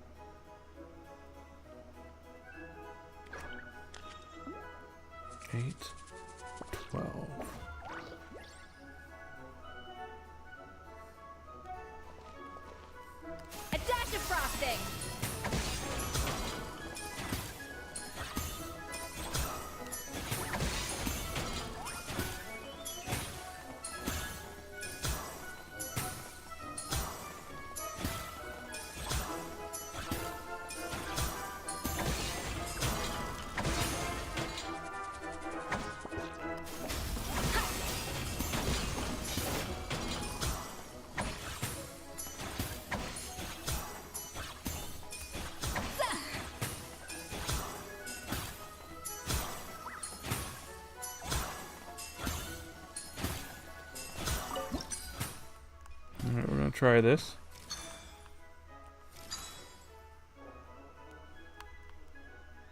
The balance of flavors is about right, but the quantity is too low. Got it.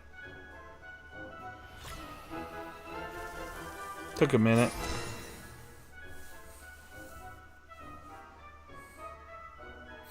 You can't match Escoffier's talent.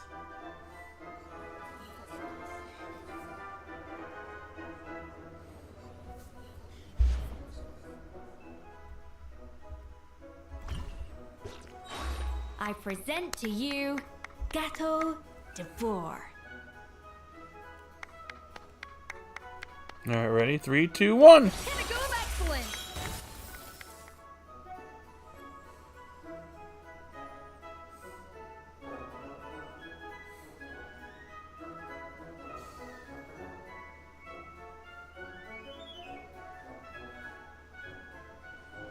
That was perfect! We were like a flock of snowing geese, completely in sync, working gracefully and elegantly together. Great work, team! Boink, I like it.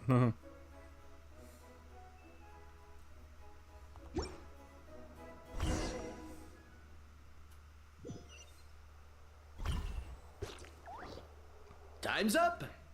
Contestants, please take your dishes to the back.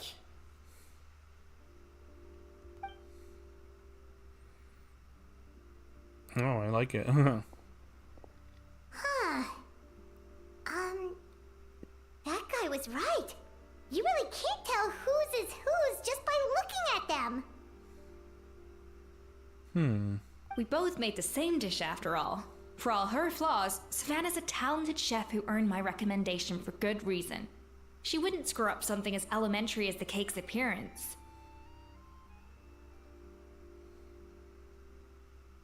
Whoa! This is really rather good. Wonderfully soft and fluffy. Beautifully sweet. This is a masterclass in how to make Gâteau de Bourg. I would give this one at least 9.9 out of 10. Only because there's something about the flavor of the base. It's just a little different from the recipe I'm used to. Huh? Really? I couldn't tell.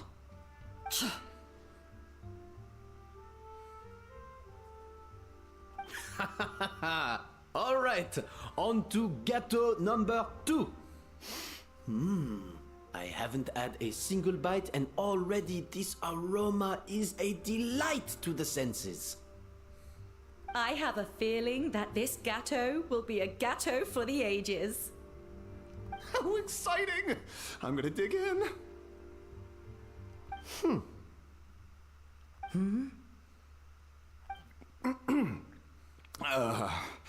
I think maybe someone got a little carried away when they were adding the sugar.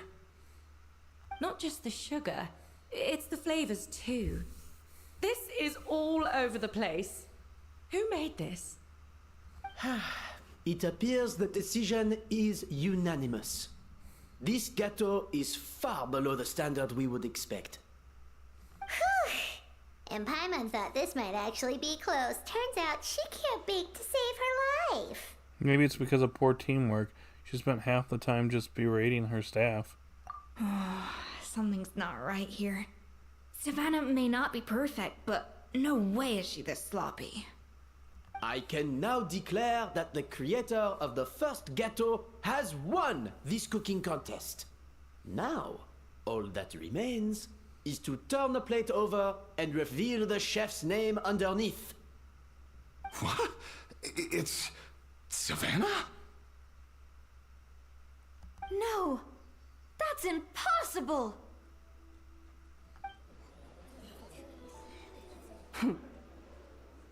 Huh? Hey, Savannah! You cheated, didn't you? You cheater! What did you do? Oh, you swapped the plates, didn't you? Well, someone's a sore loser. These cakes went from the oven to the judge's table without me ever laying a finger on them. and everyone here can attest to that. It was Van Gem's staff who labeled them in the kitchen. If you're looking to accuse someone, why don't you start with them? Oh, great. Isn't it more likely that Escoffier's lost her edge? Oh, or maybe her assistants let the team down. Alright. Quick bathroom break and then I'll be right back.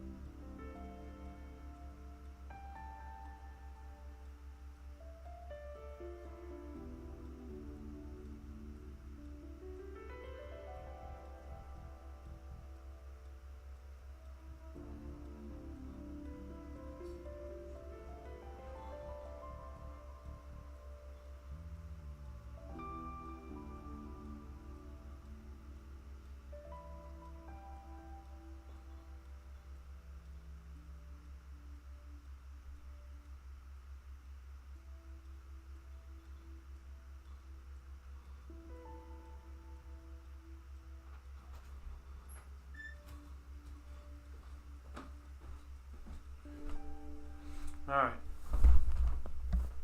I'm back. Did you miss me? It's time to figure out this culinary case. I don't know what to call it. Put our detective gear on. You take that back! Judges, we demand a rematch. That's enough. What's done is done. Someone hesitated. Was it Monica? Did Savannah put Monica up to this, maybe? As head chef, or rather as team lead, I take responsibility for the dish I served. Whatever went wrong and however it happened, I should have spotted it. Savannah, I didn't think you'd stoop this low just to beat me in a bake-off. What happened to your chef's pride? I don't know what you're talking about. If you want the Codex de Boer that much, you can have it. Escoffier, no! But you must promise me that you'll apologize to Firma and compensate him for everything you put him through. It's a little late to be negotiating terms. The contest is over and I won. That means you owe me the Codex, and I owe you nothing. Why'd she become so condescending? I feel like this came out of nowhere. Look, Savannah, you may have fooled everyone else, but can you really fool yourself? What I'm offering is to accept defeat without looking to expose what you've done. Monica, got something to say? But only on the condition that you promise to stop putting so much pressure on your staff. Fine. I'll treat this as your final handover of duties from one head chef to the next. So, will that be all, ex-head chef? Or is there any other unfinished business you'd like to leave in my hands? I didn't mean that to be a scolding from your former boss. Just a word of advice from a fellow chef and a friend. But I don't know if you're even open to input from other people anymore. I know what I'm doing. I don't need your advice. All right, fine. I'm glad to hear it.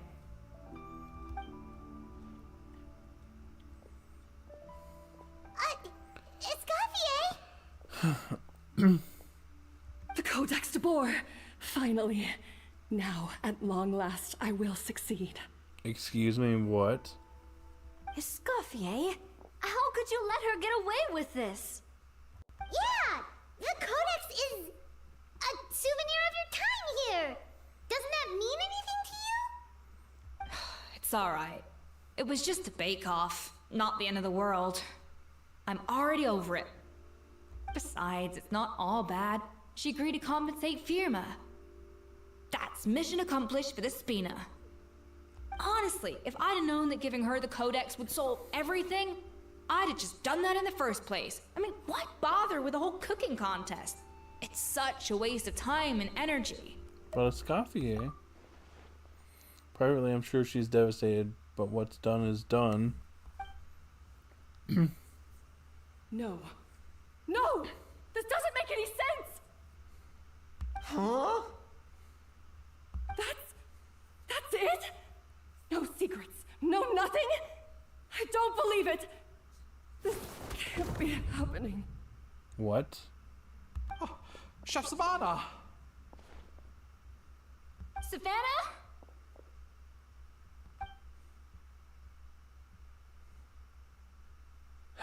It's nothing life-threatening.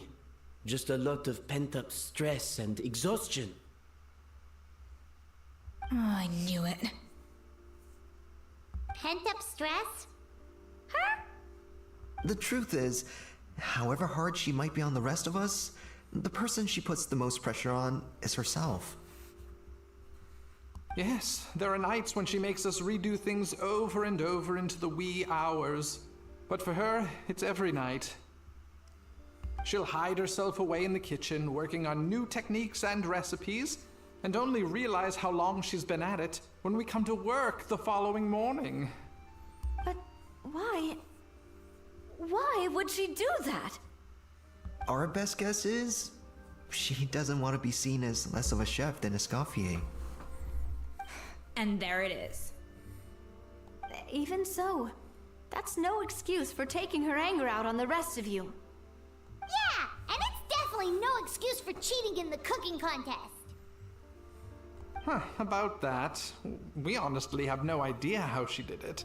We were focused on our own work the whole time, like she asked. Monica, do you have something to say? Leone and Argalia were the ones I tasked with labeling the cakes.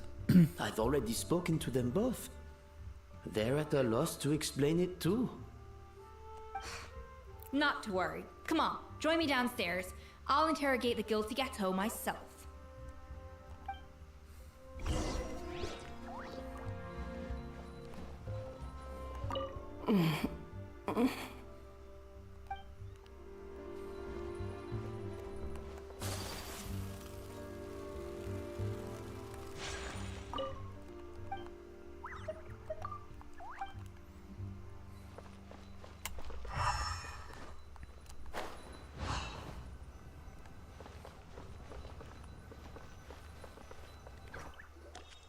Well, how is it? Have you figured out what it was?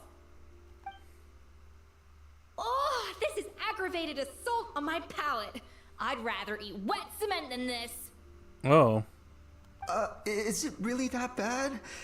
I made sure to taste test it before it was served. Oh, relax. This isn't your cake. Savannah never switched the plates. The offending flavors are coming from in between the icing and the cake base, which means someone tampered with it while it was being made. Or in other words, we have a traitor in our midst. Yep, knew it. I'm sorry. I was forced into it. That explains it.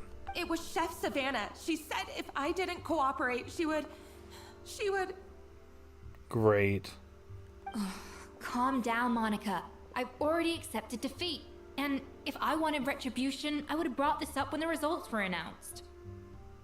Whatever's going on with you, just spill the beans. There's no need to hide it. I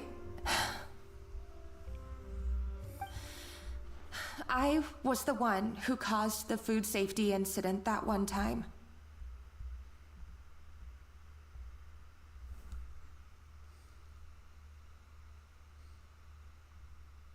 Hold on a second, guys.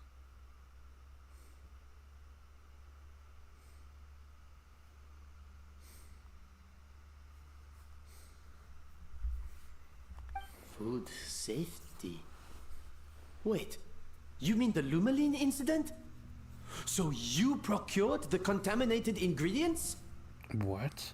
I I think so. Savannah and I were on procurement that day.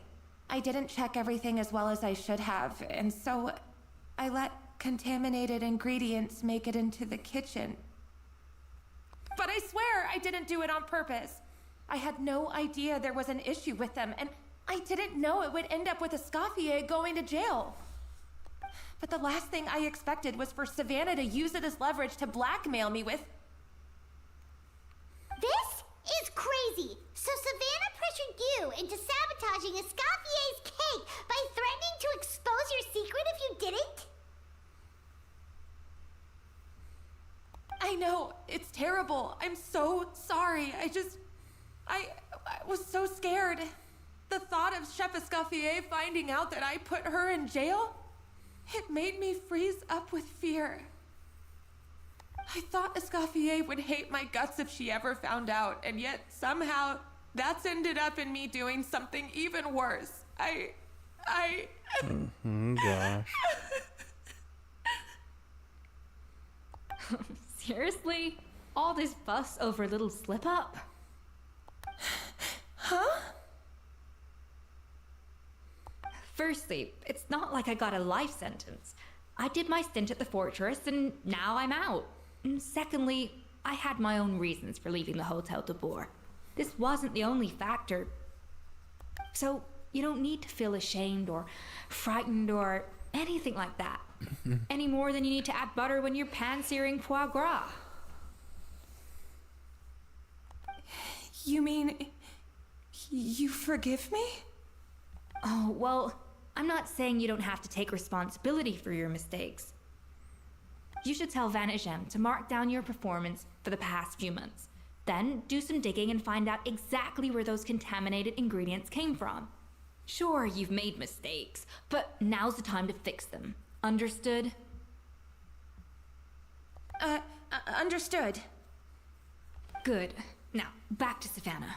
What about the original codex would compel her to resort to blackmail? I have my suspicions. Not that I've got any proof to back them up, though. Ugh. What happened to me? I've overheard some customers murmuring about how the Hotel de Boer hasn't been the same since Escoffier left. They think our menu doesn't taste like it used to, especially our signature items. Now that you mention it, I noticed it during the contest too. I couldn't put my finger on it, but the flavor seems subtly different from how it used to be. But the difference was so small, I'm sure no one would notice it besides our most loyal customers and true dessert connoisseurs. Still, as head chef, it's easy to see why Savannah would get so hung up on it. So many times I've seen her make the cake base over and over again, late into the night, determined to match Escoffier's version. But something's always slightly off every time. Yeah, I've noticed that too. Never really gave it much thought, though. Thinking back on it now, it's clear that Savannah's been in a downward spiral ever since Escoffier left. She wants to prove that she can fill Escoffier's shoes. That's gotta be the reason. But after countless setbacks, she's getting more and more unhinged. And at some point along the way, she switched from doubting herself to doubting Escoffier. Doubting Escoffier? For what? She thought the codex from Escoffier was a fake. Yeah, it would explain why she was bent on getting the original at any cost. She must have thought Escoffier purposely omitted key details from her recipes when she copied them out. Also, she could retain her place as the #1 chef in Fontaine, the only one privy to all the secrets of the trade. Oh, for goodness sake. What a stupid idea. Of course. Then she finally got the codex, only to discover that the secret recipes she's been pining for don't exist at all. Seeing how utterly wrong she was must have been a real shock to the system. It probably brought up everything at once. It overwhelmed her, and she passed out. There's still one thing that doesn't make sense, though. If Savannah real recipe all along, how come it tasted different? She might not be on the same level as Escoffier, but surely after like 50 attempts, she'd get it right one of those times. You'd think so, but geniuses like Escoffier are in a league of their own.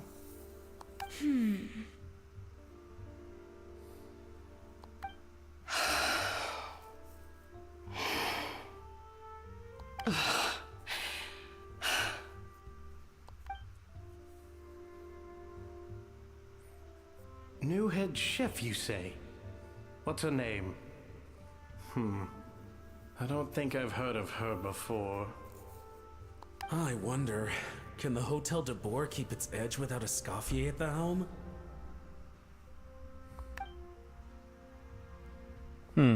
This tastes different from last time. Is it undercooked or something?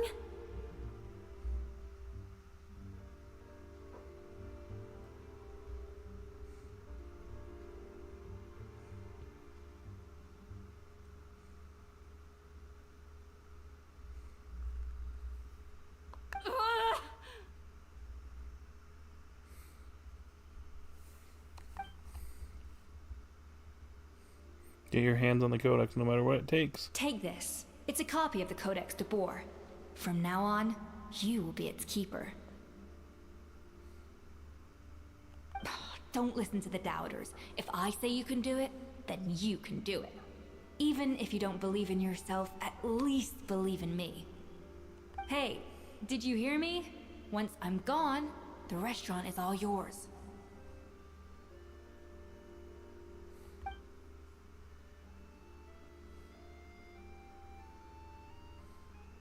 All this time, I've been blaming other people, but maybe I'm the problem.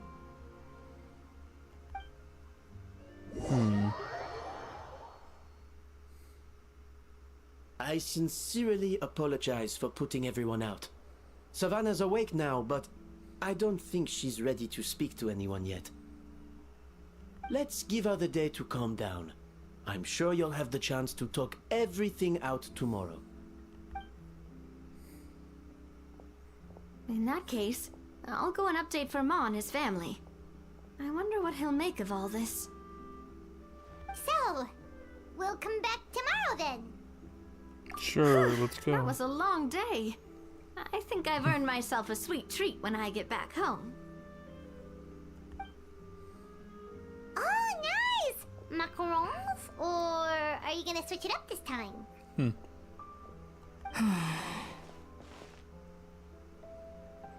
What is it, Escoffier? Traveler, how much do you know about the snow-winged goose? A little, I guess. Every year they migrate long distances in search of a suitable home. There's always one goose at the front whose job is to lead the flock. Fontaine poets often use the image of that goose to explore the ideas about leadership and genius. They usually imagine someone who's a cut above the rest, a model of perfection. But what those poets don't know is that during a migration, the lead goose is always changing. Once the lead goose shows signs of fatigue, it retreats to the back of the flock and allows another goose to take its place. So the truth is that leadership, with all the responsibilities and pressures that come with it, it's something that everyone takes turns at. But we humans completely miss that fact when we project our own ideas about social hierarchies onto them. Is this about you and Savannah? I guess what I'm saying is, I don't buy into this notion that there's some sort of gulf between normal and genius. Cooking is a science, not magic. Given the same ingredients, same recipe, and same environment, I see no reason why two different people shouldn't be able to create the exact same dish. Of course, some people have a more sensitive palate than others, and some people are just born bolder or more conscientious. But these are all variables that can be accounted for with time and practice. I'd have no reason to expect so much from others if I believed that perfection can only come from the hands of a genius. The only reason I hold people to high standards is because, well, I believe they're capable of greatness. I don't know if you're right, but I think that's a great thing to believe in. Okay, I've made up my mind. I'm gonna get to the bottom of why Savannah failed. And come tomorrow, I'll give her the scolding of her life, pointing out all the mistakes she's made along the way. Then she'll finally see the error of her ways.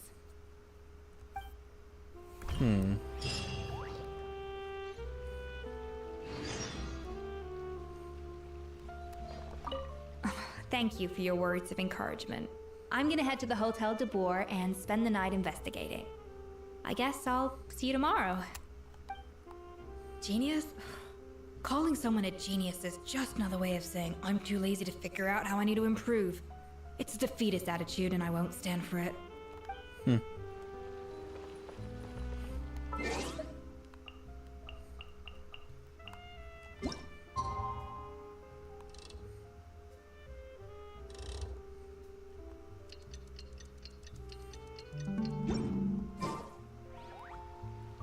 Really?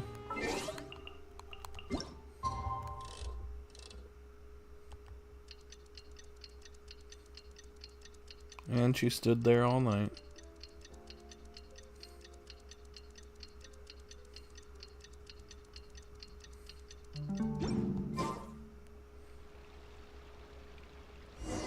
And she just, boop, disappeared.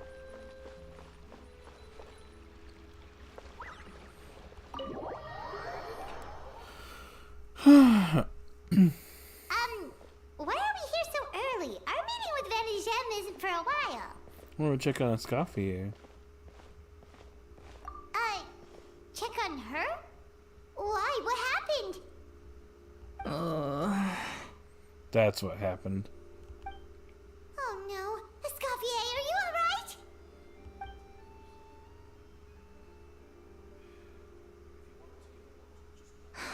I'm fine. Just need to get some more coffee in me. You really did pull an all-nighter then. Huh? What happened to my coffee? Did I really drink it all? I'm gonna get you a fresh one. For now, you should get some rest. Alright. Thanks. I appreciate it. Well, there's cooking facilities here. Or we could just grab a cup of coffee from Cafe Lutece, but either way, hurry!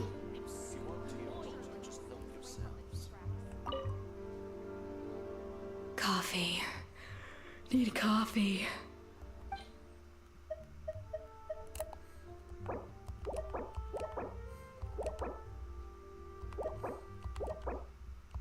Go get coffee. Why don't you figure it out, Fizz?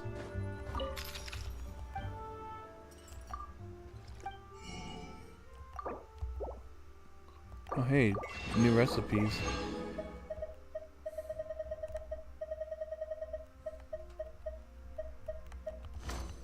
Well, that's too bad then. Guess you'll never know. Coffee. I wonder if this will work as coffee.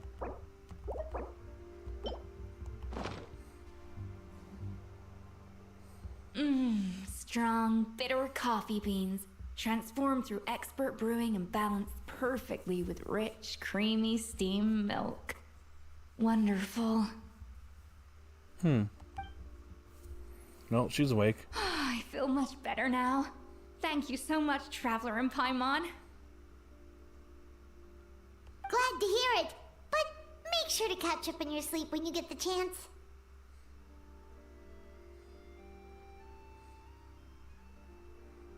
Who says she doesn't have a nose? How goes the investigation?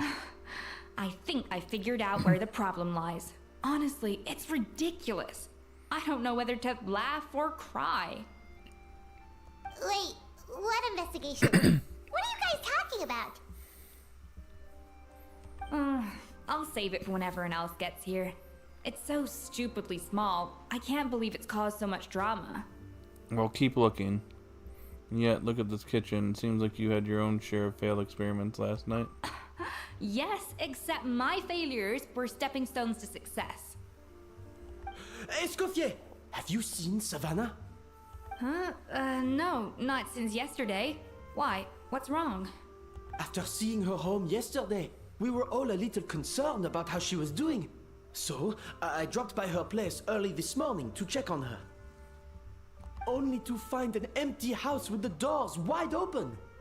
I left Alphonse and the others to keep watch at her home, while I checked the Hôtel de Bord. I'm worried something bad might have happened. If she's not here, then where could she be?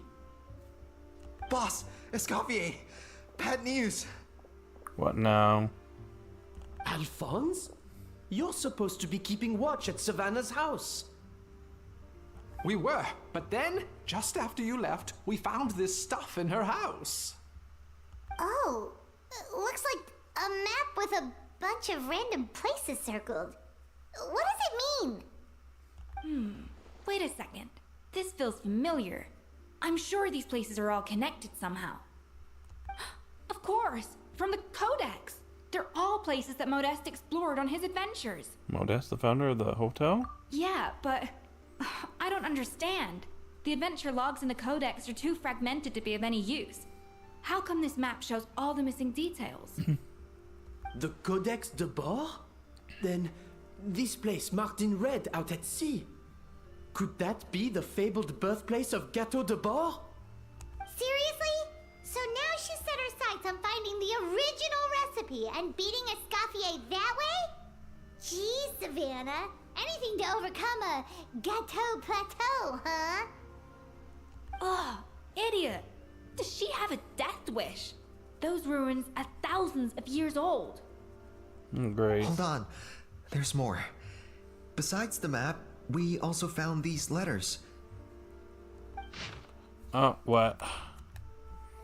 We received several months ago. It was you. You let the lumen line through, didn't you? I know you were responsible for purchasing the problematic ingredient that day. What would your good friend think, I wonder? If she learned that she suffered in it on account of your negligence, what would the people in the hotel think? So I imagine you'd keep the secret from Escoffier, wouldn't you, head chef Savannah? Several weeks ago, retrieve the real codex by any means necessary. That's where the real treasure can be found, and you gave it away like a fool. Well then, you're going to get it back, whether in a bet or by force. It doesn't matter. Oh, I know. Don't you have the cooking showdown of yours? If you don't think you can win, why? You simply need to have your opponent lose. Imagine that assistant of yours might come in handy in that regard. Learn received not long ago. What are you dollying for? She was the one who concealed the secret recipe in the first place. Why else do you think she's never been able to recreate her work? She's afraid that you'll outshine her. What do you imagine everyone says about you, both within and beyond the hotel walls? Ordinary, they call you. Untalented, a hack, a failure, who will never surpass Escoffier. And you know whose fault that is? That's right, it's hers. No, she's no saint. Never has been, so why hesitate? It was you. You let the Lumaline through, didn't you? It sounds like a threat letter. Does this mean that Savannah was responsible for the safety incident? And not Monica after all? Retrieve the codex by any means necessary. So she is being, she's been extorted or whatever? Being forced to do whoever's bidding? Or did she get kidnapped? So the cooking contest and the cheating. Someone else was behind her pulling the strings? Well, someone else got to go to jail now.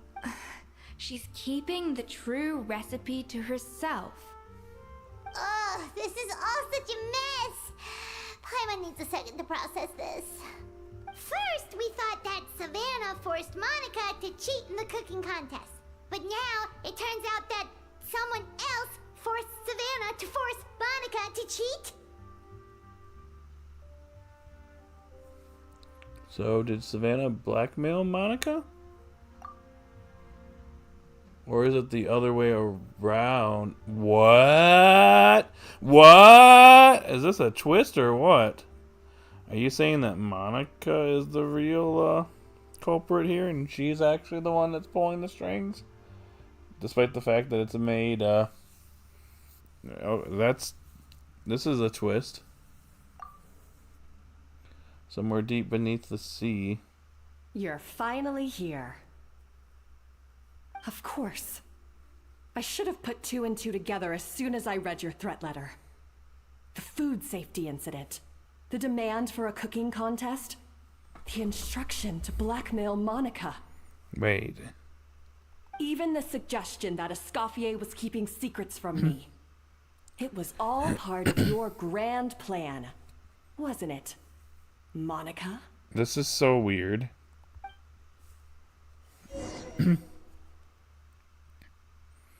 Alright, let's go. We should be getting close to the spot marked on the map. Of all the stupid things she's done, this really takes the cake. The moment we find her, I'm gonna curse the living daylights out of her.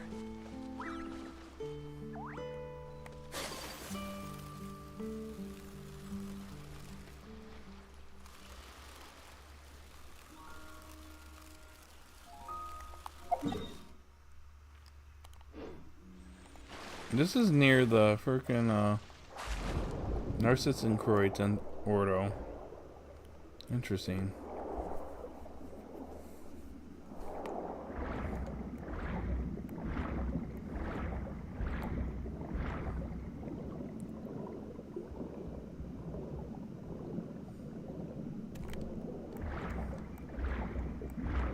Here we go. Cryo and Hydro. I just happen to have that on my team.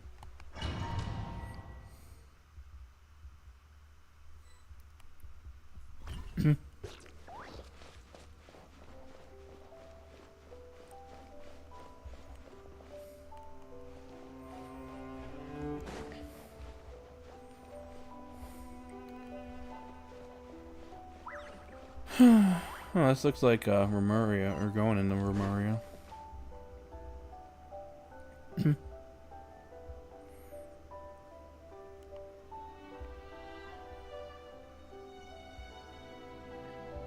Nice place you got here.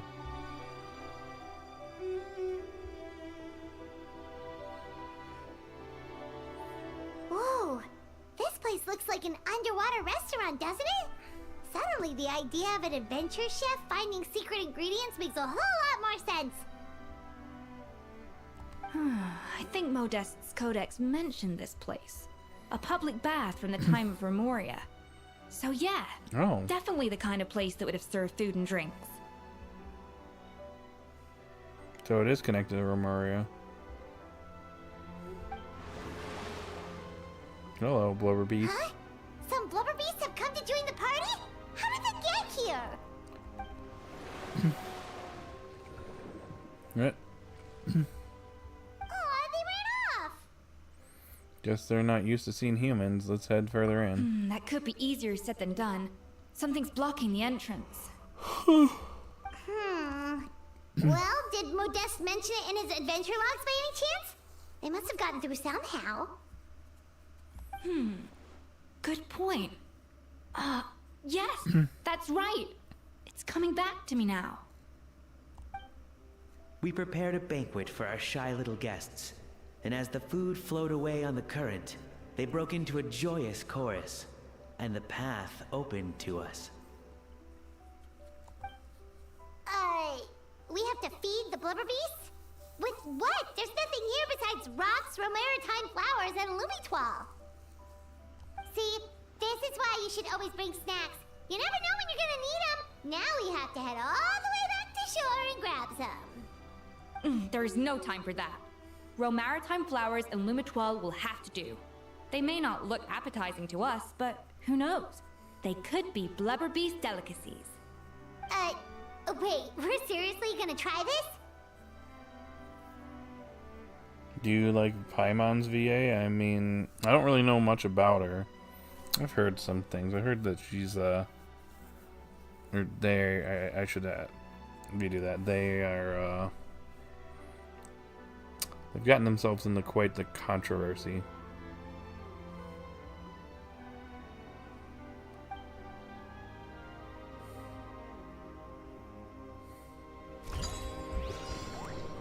Oh, this?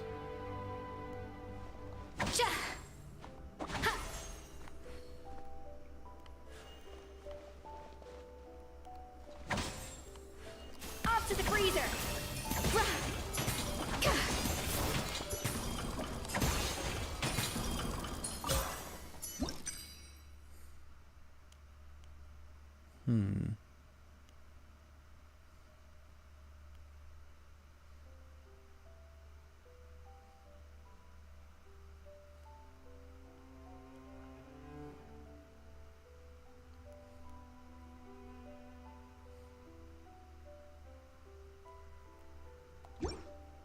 No.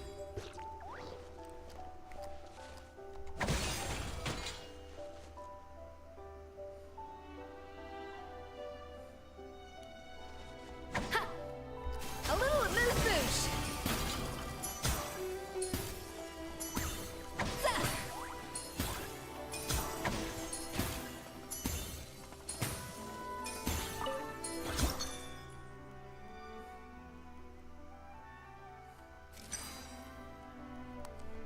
There we go.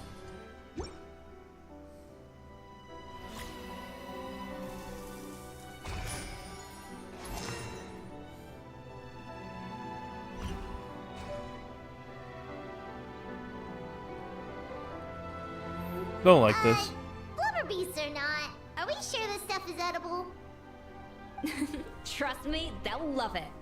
Or pertinently, or do we actually feed it to them? Oh, good question. If we try to put them in the pool, we'll probably just scare them off again, and who knows how long they'll be gone.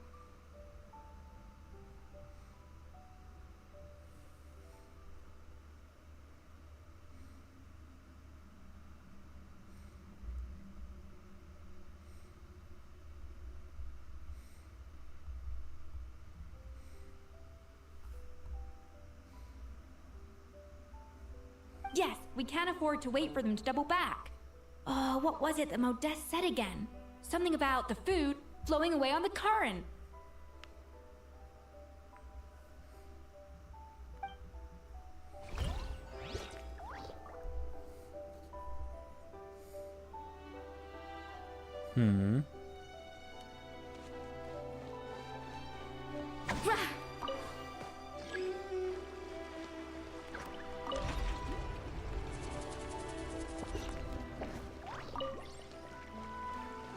I see.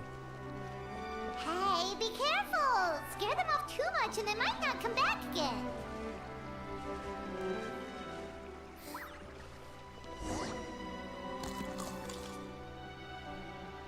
Oh, hello. It's really singing! It must taste better than Paimon thought! Well, one is good. I gotta do this again.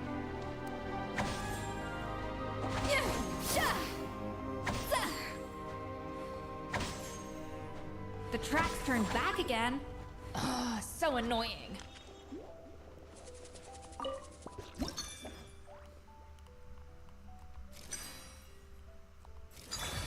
There we go.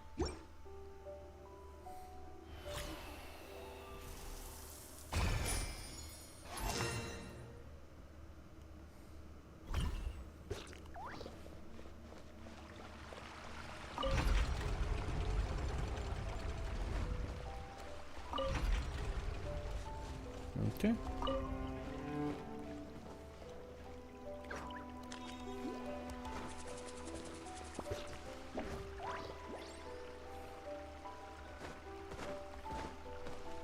We did it.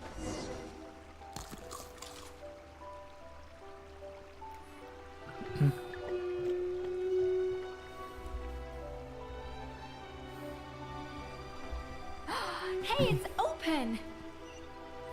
Alrighty. Oh, hello. I kind of like the scenery.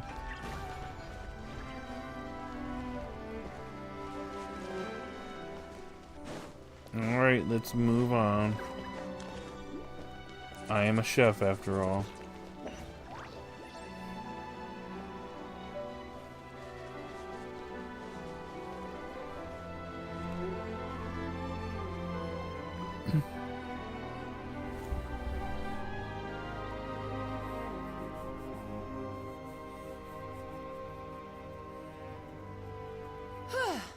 Hey, give me your water.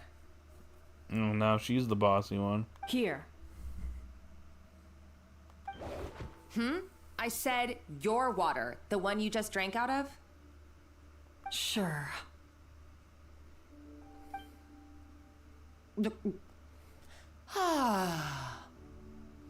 All those years slaving away under Escoffier, and then you. Today, it's finally paying off. Not only have I found the ruin that Savelli kept hidden, but I also get to boss you around like my little lapdog. Hey, go scout ahead for me. If we need to do any more blast tunneling, I want to know where to lay the explosives.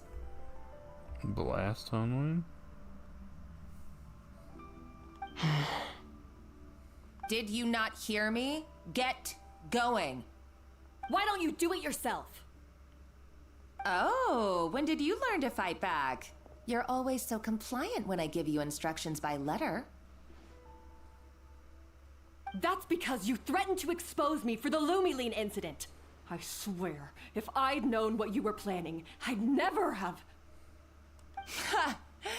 Don't be so self-righteous. Admit it, you've always been jealous of Escoffier. That's why you lapped up everything I told you.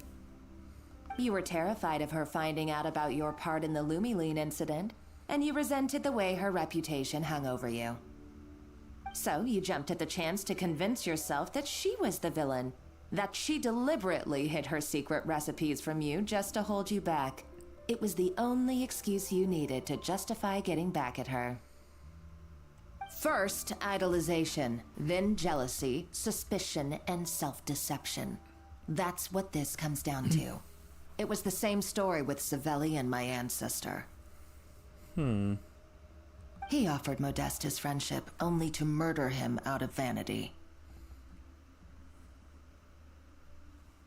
He promised to explore the world with him, only to later destroy all records of their adventures. What? It's a miracle I even found this place.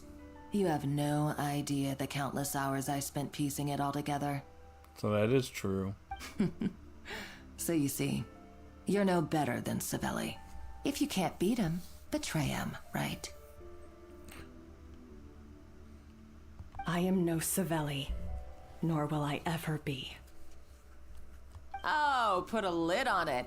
You really think you can absolve yourself of your vindictive and jealous behavior now? Just because you finally realize that Escoffier never kept any secrets from you?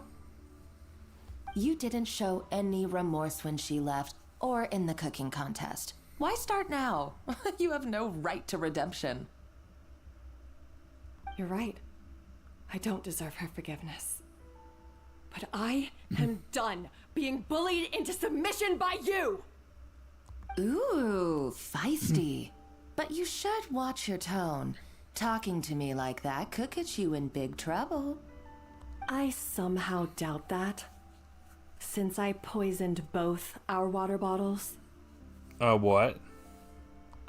What? Ever since I learned the truth, I've been biding my time, waiting for this moment.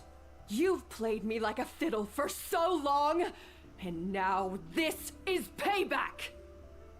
But you drank it too. It's what we both deserve. This is the price we must pay for betraying Escoffier. You'll die here with me, Monica! Oh, God. You.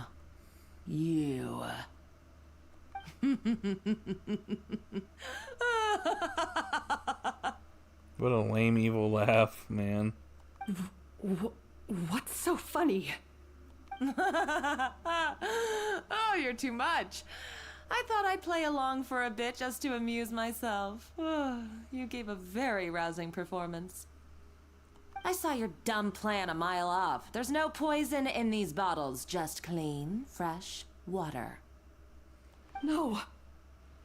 Revenge is a dish best served cold, you know. Did you really think your half-baked plot would fool me? You're a lousy chef, and you make a lousy villain, too. A complete waste of space. No wonder you never amounted to anything. Everything I ever did was a failure. And now, I failed again for the last time. Hey, why don't you try your hand at being a comedian in your next life? You got a good laugh out of me. But now the show's over. You should have just done like I asked, Savannah. All I wanted you to do was scout the ruins for me. But you had your chance, and now it's time to say goodbye. Oh. Rip Savannah? Stop right there! Let her go, Monica! We got you surrounded! Escoffier? Ugh, looks like I'll have to keep you around for a little longer. You can't! Stay back if you want her alive! Oh. Escoffier and the Traveler. I can't take you both on in combat, but if you so much as flinch, I can end Savannah's life in a heartbeat. Monica, what are you hoping to achieve by this? You're about to commit murder, and for what? A recipe? A recipe? You chefs are all blinded by your myopic focus on kitchen affairs. Well, some of us actually have bigger fish to fry. Modeste had a secret. The truth behind his so-called genius, the je ne sais quoi factor in his Gâteau de Bourg, and it's right here in these ruins. Are you serious?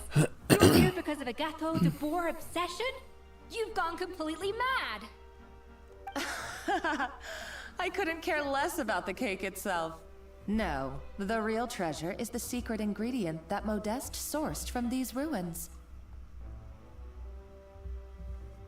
He and Savelli were fools. A priceless treasure of Remoria in the palms of their hands, and they thought, ooh, this would go great in our cake mix.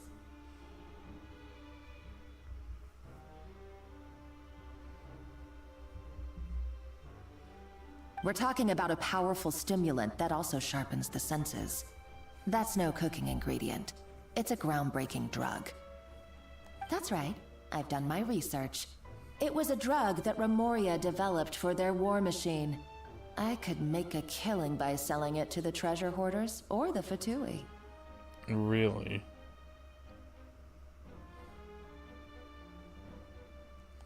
Will you listen to yourself? You're completely delusional. My eyes are wide open. Just wait till I get my hands on this treasure. You'll see what a fool you've been.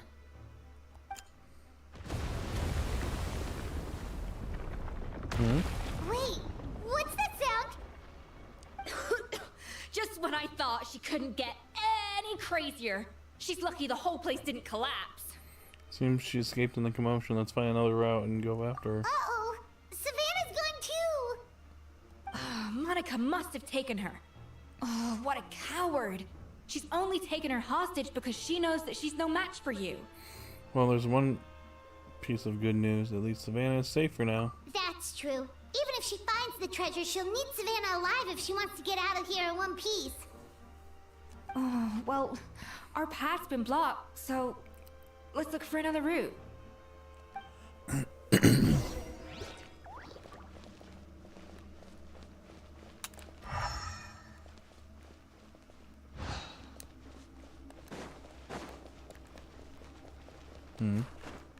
The water looks pretty deep here. Maybe it leads somewhere.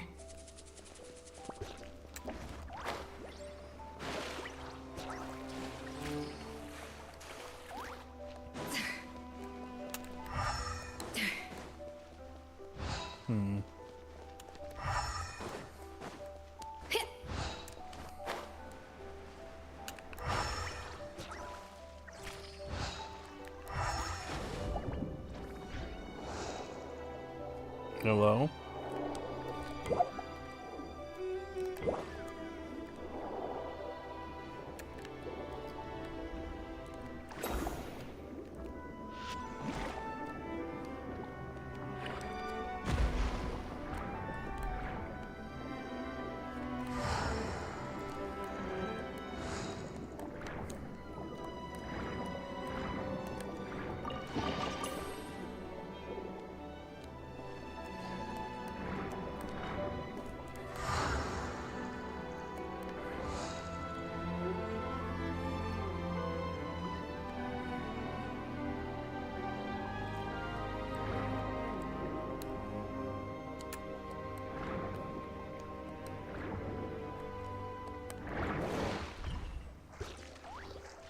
Well, what do we got here? Oh, hello. How are they so mobile? They were probably awakened by the explosions now. Alright, Night Skills 101. Time for some rough chopping. Impressious! Unthinkable! Into the wind.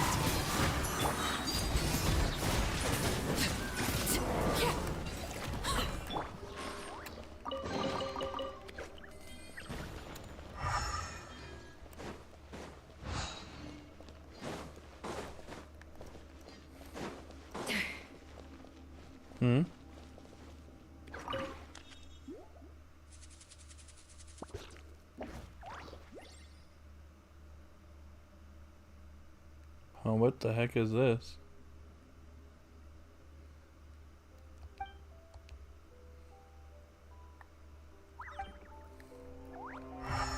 I'm not sure what that was for.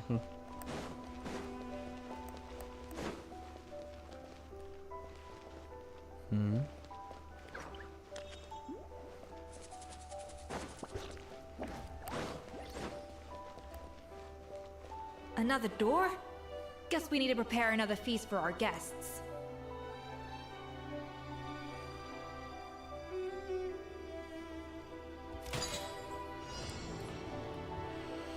Again?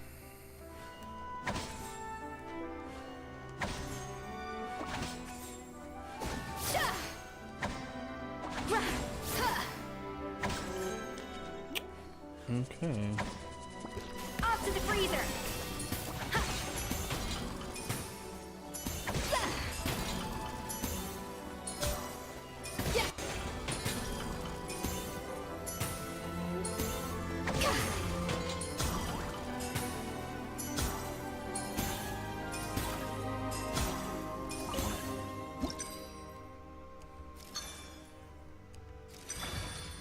There we go.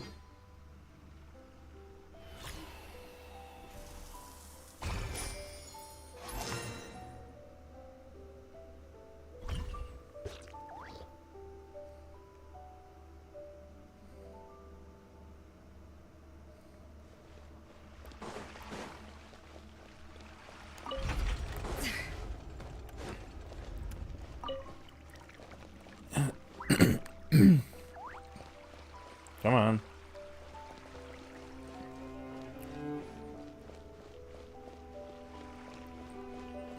I think all this stuff is just conveniently here. It seems to really like the texture of Rome Maritime flowers.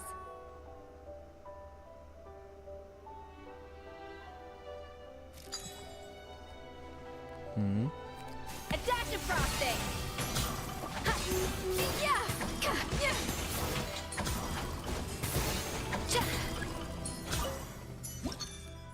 Easy.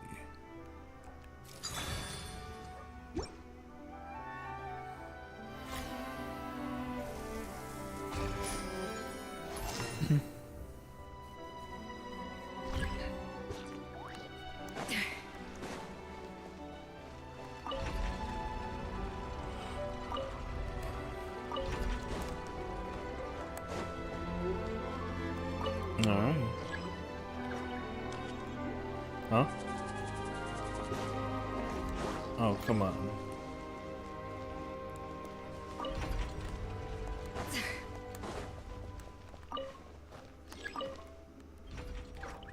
What?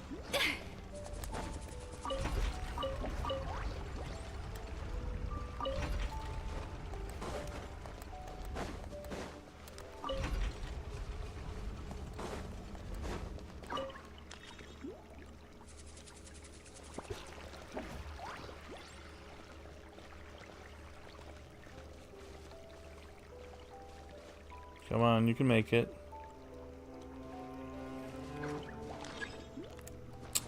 Oh, great. One with nature.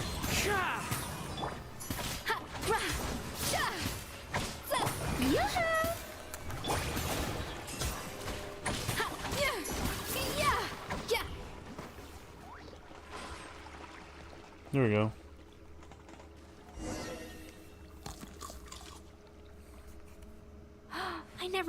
process Lumitwol like that. Alright, I've got to jot this down. Lumitwols and maritime flowers. This could open the door to a whole new world. Yep, that's literally the plan. Wait, hold on. Which door are you talking about?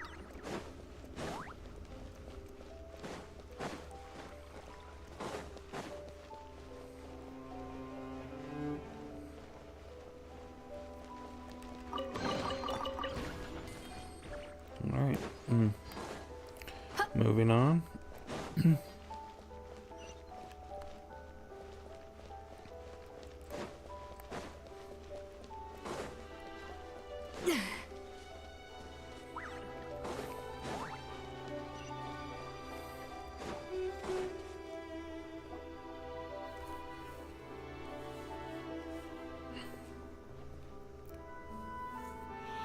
That's strange. These don't look Remorian to me. More like last century Fontaine. They don't look that worn either. Could they have been left by previous adventurers? Adventurers from last century Fontaine, huh? Oh, Modeste and Savelli, do you think they camped here? By the looks of it, this was a one-person camp. They adventured together, but maybe one of them came back alone at a later date. Let's rummage around. They may have left a journal or something. You really think so? Trust our adventurers' instincts. We're pros at this stuff, just like you're a pro in the kitchen. Well, I'm a pro at least. Okay, well, the Traveler has more adventuring experience I'm the pro. overall, but Paimon's definitely a pro rummager from all those treasure chests. And bingo, found it. Darn it! Paimon was just about to show off her rummaging skills. Huh, no kidding. Are all adventurers so obsessed with journaling? I mean, I guess I take a lot of notes when I'm cooking as well, but I thought that was just me. Anyway, let's find out who was here. It's been years since I've last visited these ruins. It's exactly the way I remember it. This place probably hasn't changed in millennia. Sadly, up above, on dry land, everything has changed. The treasure of Remoria. That's what we used to call it. Modeste was right about its potential. It turned Gâteau de Bourg into a national sensation. Our limited stock of the substance meant that the gâteau could only be produced on a small scale. But this only drove up the popularity all the more. Modeste was right about that too. He predicted all of it. He was praised as a genius, while I, as the one person who'd ever disagreed with him, was labeled a talentless fool. Modeste tried his best to console me, but I knew better than anyone just how great the gulf was between us. Our conversations grew scarce, and we saw less and less of each other. I didn't fight it. He had new friends and a career of his own. Why invite further disdain by inserting myself where I did not belong? I told myself that maybe one day, when I finally created a masterpiece of my own, I'd be able to face him without shame.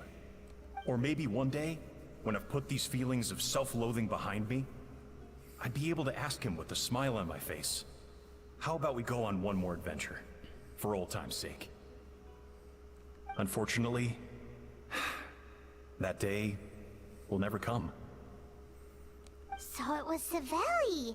From the sounds of it, he came back after Modeste had already died. No, yeah. I always thought it was just a legend. But if it's true, then this must be the place where they found their secret ingredient. The birthplace of Gâteau de Bourg. In that case, what does that say about the death of Modeste? If it's all true, maybe Savelli really did have something to do with it. Let's keep reading. The taste of Gâteau de Bourg has changed. Modeste was convinced of this, even though everyone swore they couldn't tell. Being the perfectionist that he was, he refused to accept even the slightest flaw in his work. He stopped all sales of the product, locked himself away in the kitchen, and worked day and night, vowing to find out where he had gone wrong. But as he baked and taste tested over and over again, he found he only strayed further and further from the original taste. It was only when he was sipping on coffee one day and realized he could not taste the bitterness that the truth finally dawned on him. What had changed was not the gâteau, but his sense of taste. The treasure of Remoria stimulates the senses, taste included, and invigorates the spirit. In the short term, it offers people the ultimate gourmet experience, but in the long term, it dulls their senses entirely. Oh. In hindsight, it made perfect sense. After all, why would a culture that sought liberation from the constraints of their bodies care for the loss of their senses? But we realized it too late. We were just too late. Over the course of his many culinary experiments, Modeste exhausted the remaining supply of the treasure of Remoria. He consumed it all himself. The finest culinary talent of his generation now faced a future in which he would never be able to taste anything ever again. Finally, in despair, he took his own life. Oh, wow. Wow. That's what happened. And because we had become estranged, I could not be there to stop him, to offer some words of comfort, or even to say goodbye. Yet despite everything, he sent me his final letter. The treasure of Remoria? Guess Monica was really onto something. It really was a kind of drug. So, Modeste chose to end his own life. Then, why all the rumors that Savelli murdered him? Also, neither the Codex nor any other contemporary records make any mention of the treasure of Remoria. It's almost as if someone deliberately erased it from history. Modeste told me everything in his final letter. His was a tale of how even a genius could fail, and how much more devastating it is when it happens. Did he hope I would gain some personal catharsis from knowing the truth? Or maybe he wished for me to warn the public about the dangers of Gâteau de Bourg, proving that I had been right all along. But if the public ever learned how Modeste's greatest triumph became his undoing, his fall from grace would be swift and merciless. 1 minute a genius, the next a joke. It would surely spell the end for his restaurant too. What would be his legacy then? How would future generations view everything we built together? I fear the scorn I have faced these last years would pale in comparison to the scorn shown to him by the history books. I cannot let that come to pass. I will do what I must to protect his name. It will mean tampering with his notes to remove the damning details, leaving mere fragments of our story behind. It may lead his family to suspect me of having a hand in his demise. But if that's the price of destroying all evidence of my crimes, then so be it. I would rather the world believe a tale of genius and jealousy than see his reputation in tatters. The final loose end is the evidence here, at the bottom of the sea. So he's the one that got rid of the evidence. We gotta stop Monica. Huh? What's wrong? Didn't we say Savannah should be safe for now? So we thought, but if Monica finds out what happened to the treasure, there's no telling what she might do.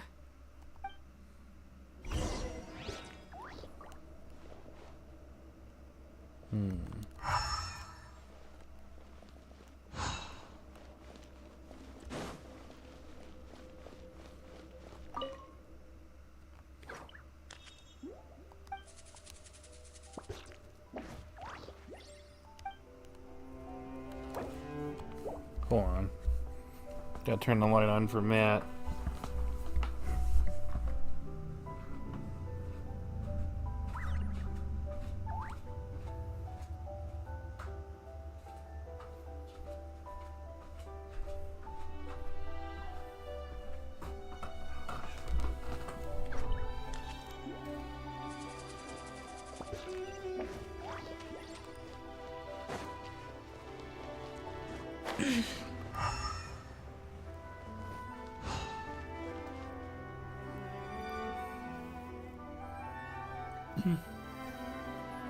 Well, this looks like a nice area. Oh, she's dead. The treasure of Remoria. I have found you at last. Savelli, you tried your best to bury the truth, but you underestimated the children of Modeste. Some fragments of his diary escaped your clutches, and we have held on to them for generations. But I have to thank you too, Savannah. Without your help retrieving the codex, and with it the last piece of the puzzle, I may never have found this place. But now, finally, the secret to Remoria's military might is within my grasp. The treasure of Remoria is mine! Oh. It's empty. It's empty? Monica? Oh, we were seconds too late. Escoffier? What's the deal with that jar? Savelli's final act! He wanted to conceal the secret of the treasure forevermore and make sure it would never harm anyone again. So he came here after his friend's death and destroyed every last shred that remained. This can't be happening. All the years I spent piecing together the truth. All my painstaking planning. All that for an empty jar? Monica, don't do anything stupid. This ruin is more dangerous than you realize.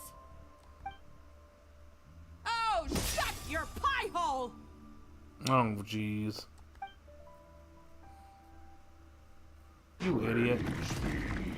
To Lord Remus. Uh-oh.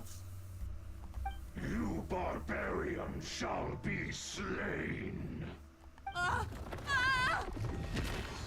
Goodbye. She's a nutcase! A liability to herself and everyone else. Well, now it's up to us to clean up the mess she's made. Take these golems out! Adorn my... Strike a pop! Whirling snow! This is where you fall. A little amuse-bouche! Screws on the loose! Yeah, off to the freezer!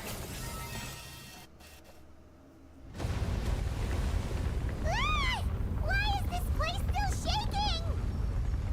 Maybe it's because of the fighting? Or maybe because Monica was too trigger happy with her explosives? Either way, it's all her fault. Enough chit-chat. Let's get out of here, Traveler Escoffier, come on! Okay, I'm coming. Huh? Oh, no you don't. If I can't get what I want, neither will any of you. You're kidding me. She's still alive? I've got nothing to show for my life's work so far. But if I can take another so-called genius down with me in my final moment, then it was all worth it.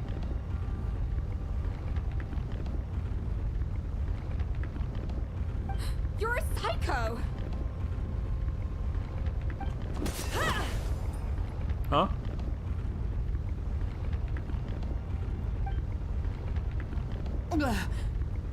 Savannah?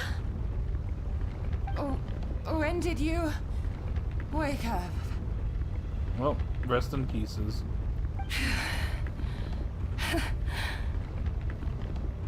I may be a lousy chef, but it looks like I'm not a complete waste of space. Hey, we need to go. We're out of time. Traveler? Okay, let's go!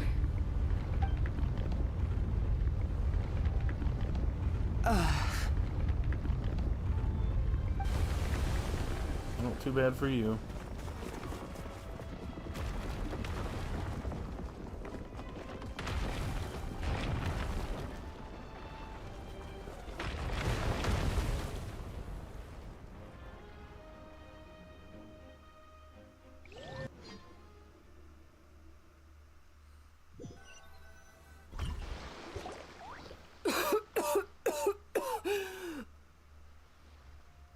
Escoffier! Savannah! Traveler! And Paimon!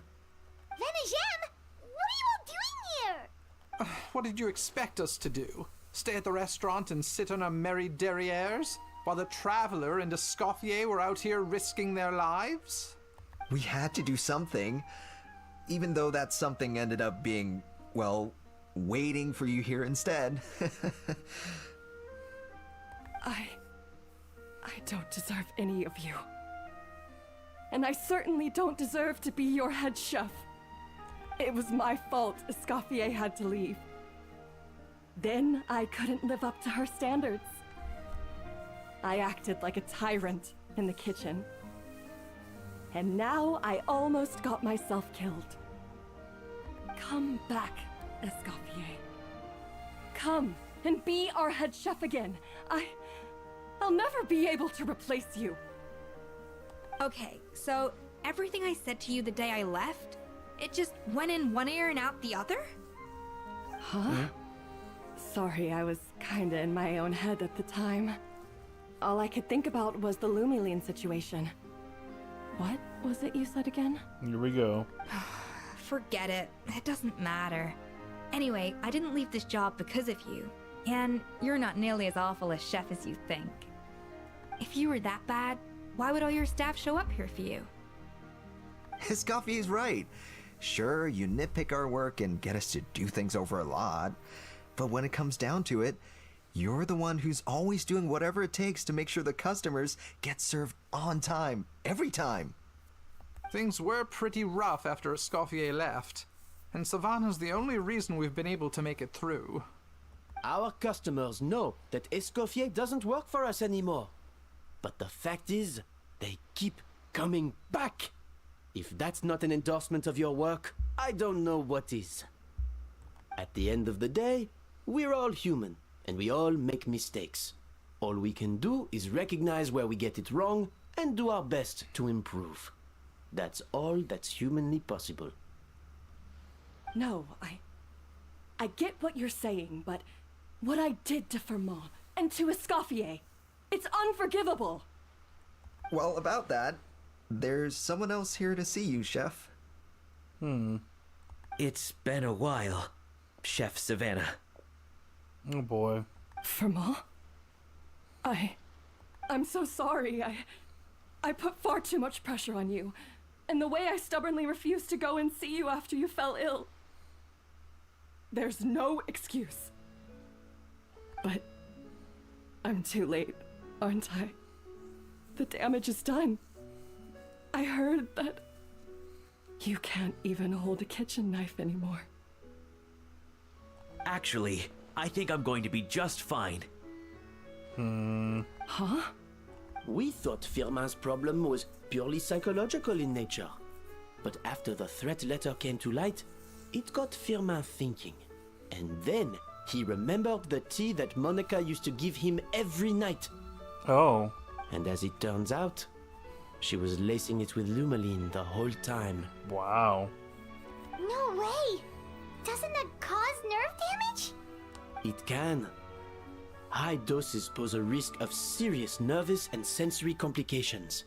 But if you calculate the dosage carefully, you can control the extent of its effects. This is such a weird twist. So many weird twists in this story quest. A small dose might simply make a person more emotional, whether that mean more fragile or more hot-tempered. No wonder it seemed like you'd lost your edge. I asked my friends at the Fontaine Research Institute about it. They said that with the low dose I was taking, the risks are pretty small. They also fixed me up with some meds and said I should recover in no time. You're already sounding a lot more confident. Well, that's what happens when you give someone a little bit of hope to cling on to. There's more. We believe that Firmin was likely not Monica's only victim. Oh. You mean she poisoned me too? Oh, so that's why Savannah's been so irritable this whole time. Let's not be too quick to blame everything on the Lumiline. That stuff can only amplify what's already there. So tasty food will seem like the most delicious thing in the world, while food you don't particularly care for will become utterly revolting. So you better make sure you reflect on your behavior and apologize to every single person you've wronged. I will. I'm sorry. There's still one question that's really bugging me. Why is it that no matter what I do, my gâteau de bois never tastes the same as yours? Is it just... I mean, is it because you're a genius and I'm not? It's because the heating element in your oven is broken, you silly goose. What? What? That's it? I felt like something was off during the cooking contest. Once I got around to checking all the equipment, I noticed it right away. There was a half-degree discrepancy between the temperature setting and the actual temperature. All the ovens in the whole kitchen had the same problem, which confused me at the time, but by this point, it's pretty obvious that Monica must have tampered with them. I would have figured it out the day of the bake-off, since the issue affected both our teams. But of course, Monica sabotaged mine, so that could never happen. No. I spent so long trying to find out where I was going wrong, and then you pinpoint the problem in just one night? It all comes back to one simple, undeniable truth. You're a genius, and I'm just plain old Savannah. Oh, cut it out! Stop the woe is me act for a second and just think. I came up with this recipe. You don't think that might have something to do with it? Do you know how long I spent perfecting my gâteau de bois? 3 years! 3 whole years! I know this dish inside out, back to front and upside down. And you've been head chef now for what, 6 months? If that? A couple hundred failed attempts, and you're gonna throw in the kitchen towel and declare you'll never be successful because you're not a genius. You clearly have no idea how many kitchen failures I've had under my belt, or just how long it took me to finally get my recipe to a level I was satisfied with. Genius or not, everyone makes mistakes. Modeste did, Savelli did, everyone does. That's right. You're only a lousy chef if you don't face up to your mistakes, learn from them, and then keep chipping away until you crack the problem once and for all. Surely you haven't forgotten all that. You were no lousy chef back when I handed you the reins. I haven't forgotten. And I'll make sure I never do. That's our head chef. Haha! Sounds like we won't need another changing of the guard in the Hotel de Bord kitchen anytime soon. Huzzah! Aw, what a perfect ending to a crazy journey. Look how happy everyone is. So you got your mojo back now? Yeah. Thanks to you, Escoffier. In fact, no. Thanks to all of you. Aw, friends again. So nice to see them finally settle their beef. Yeah, it's nice. Maybe not all their beef. Good. So now that's out of the way. It's time for payback. You cheated in our last bake-off, and I demand a rematch right now. Oh boy.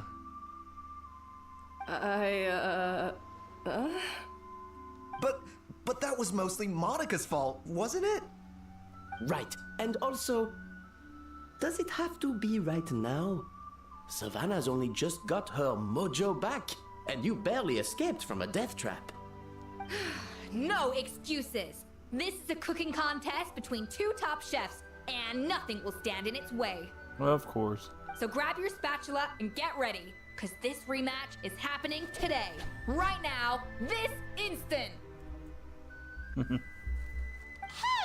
so, this whole time you were salty about losing? Yep. The second cooking contest commences now! Here we go. This time, no more games, and no holding back!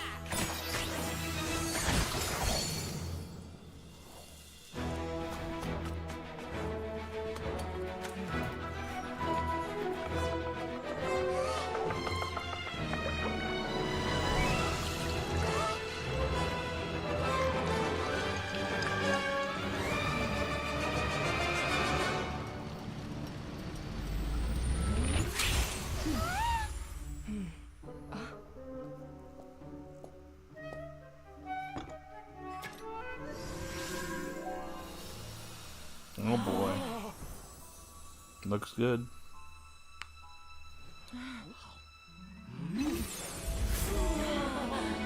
Nope. She won.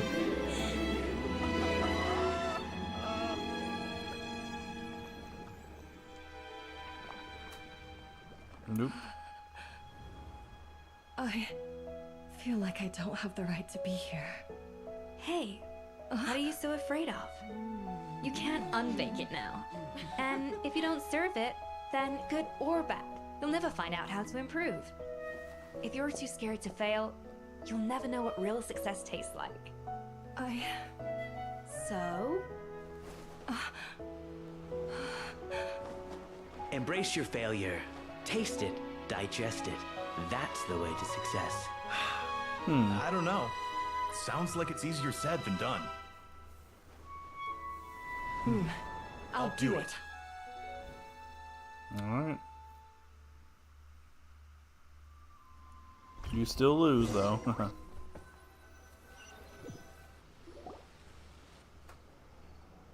The results are in! A landslide victory for Escoffier! Quite rightly, too. Piece of cake. Ratel seems very happy with the results. Oh yeah, look at that! Savannah looks pretty chipper too, considering she lost. This wasn't for you, was it? You did this for Savannah's sake. Now, where were we? Yes. Do you have any more questions for me after everything that's happened? What are your future plans? Are you going to stay at the Sundria? I thought Navia would have filled you in. And actually, I said all this to Savannah before I left. Although, as we saw, I don't think any of it sank in. Do you like Escoffier? She's pretty cool, I guess. I like your design. I had 2 reasons for leaving. One was the food safety incident, of course, but the other was that the Hotel de Boer had reached a point where it didn't need me anymore. So I decided to step down and look for new opportunities to improve myself. Improve how? Well, a while back, I got to know a fellow chef from Liyue, and in her, I saw so many new possibilities. No, Zhongling. She has that same adventurous spirit that Modeste and Sibeli had in their youth. Slime mucus, lizard tails. With her, nothing's off the table. There's a whole world of new flavors out there waiting to be explored, hiding away in ingredients we overlook. Case in point, remember those Romaritime flowers down in the ruins?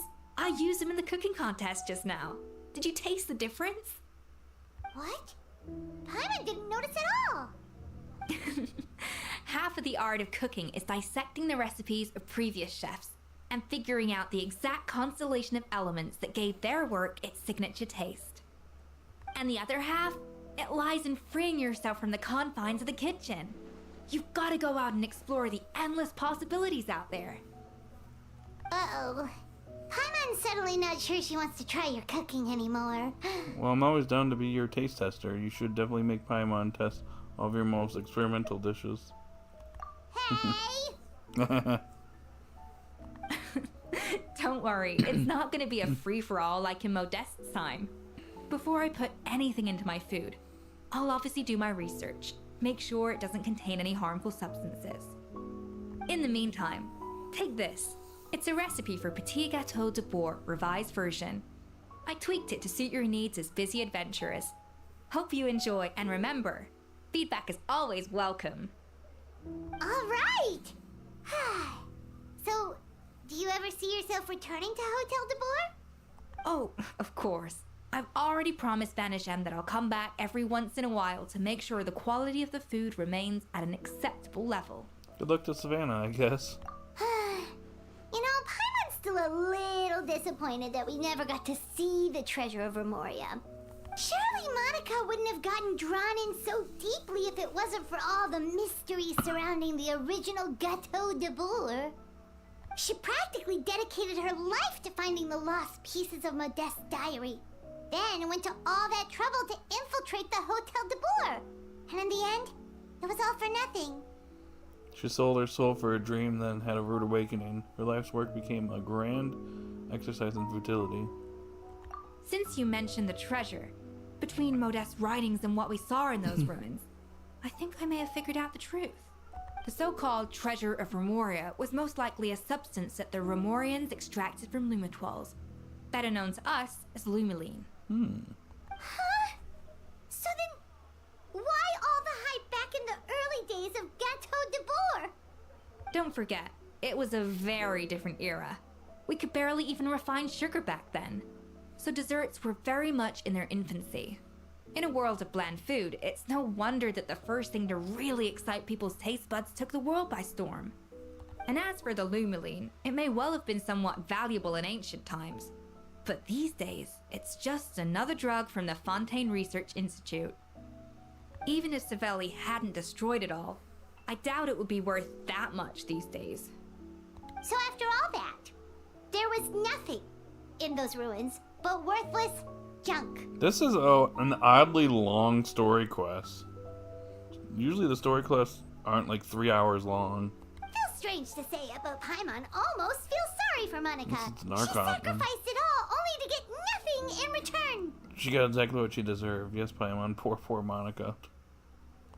Oh, hey! It's Navia. Huh? Navia? You just got back from that underwater ruin, right? Well, check it out. They ran a special issue. Did you see anything like this down there?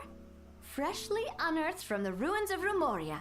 A magnificent jar thought to be over 1,000 years old. Oh boy. Experts say it has immense artistic and historical value. It could be worth an absolute fortune. Wait, isn't that the jar they used to hold the treasure? If only it was still in one piece. Some butterfingers must have dropped it or something. Ugh, it's such a shame. Yep. How ironic. Well, that's it.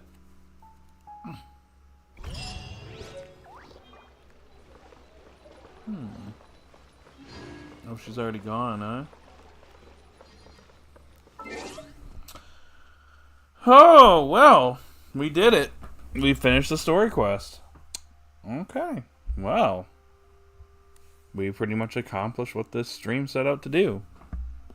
And we gone on for pretty much 3 hours. That's crazy. That was, like I said, an oddly long story quest for what it is.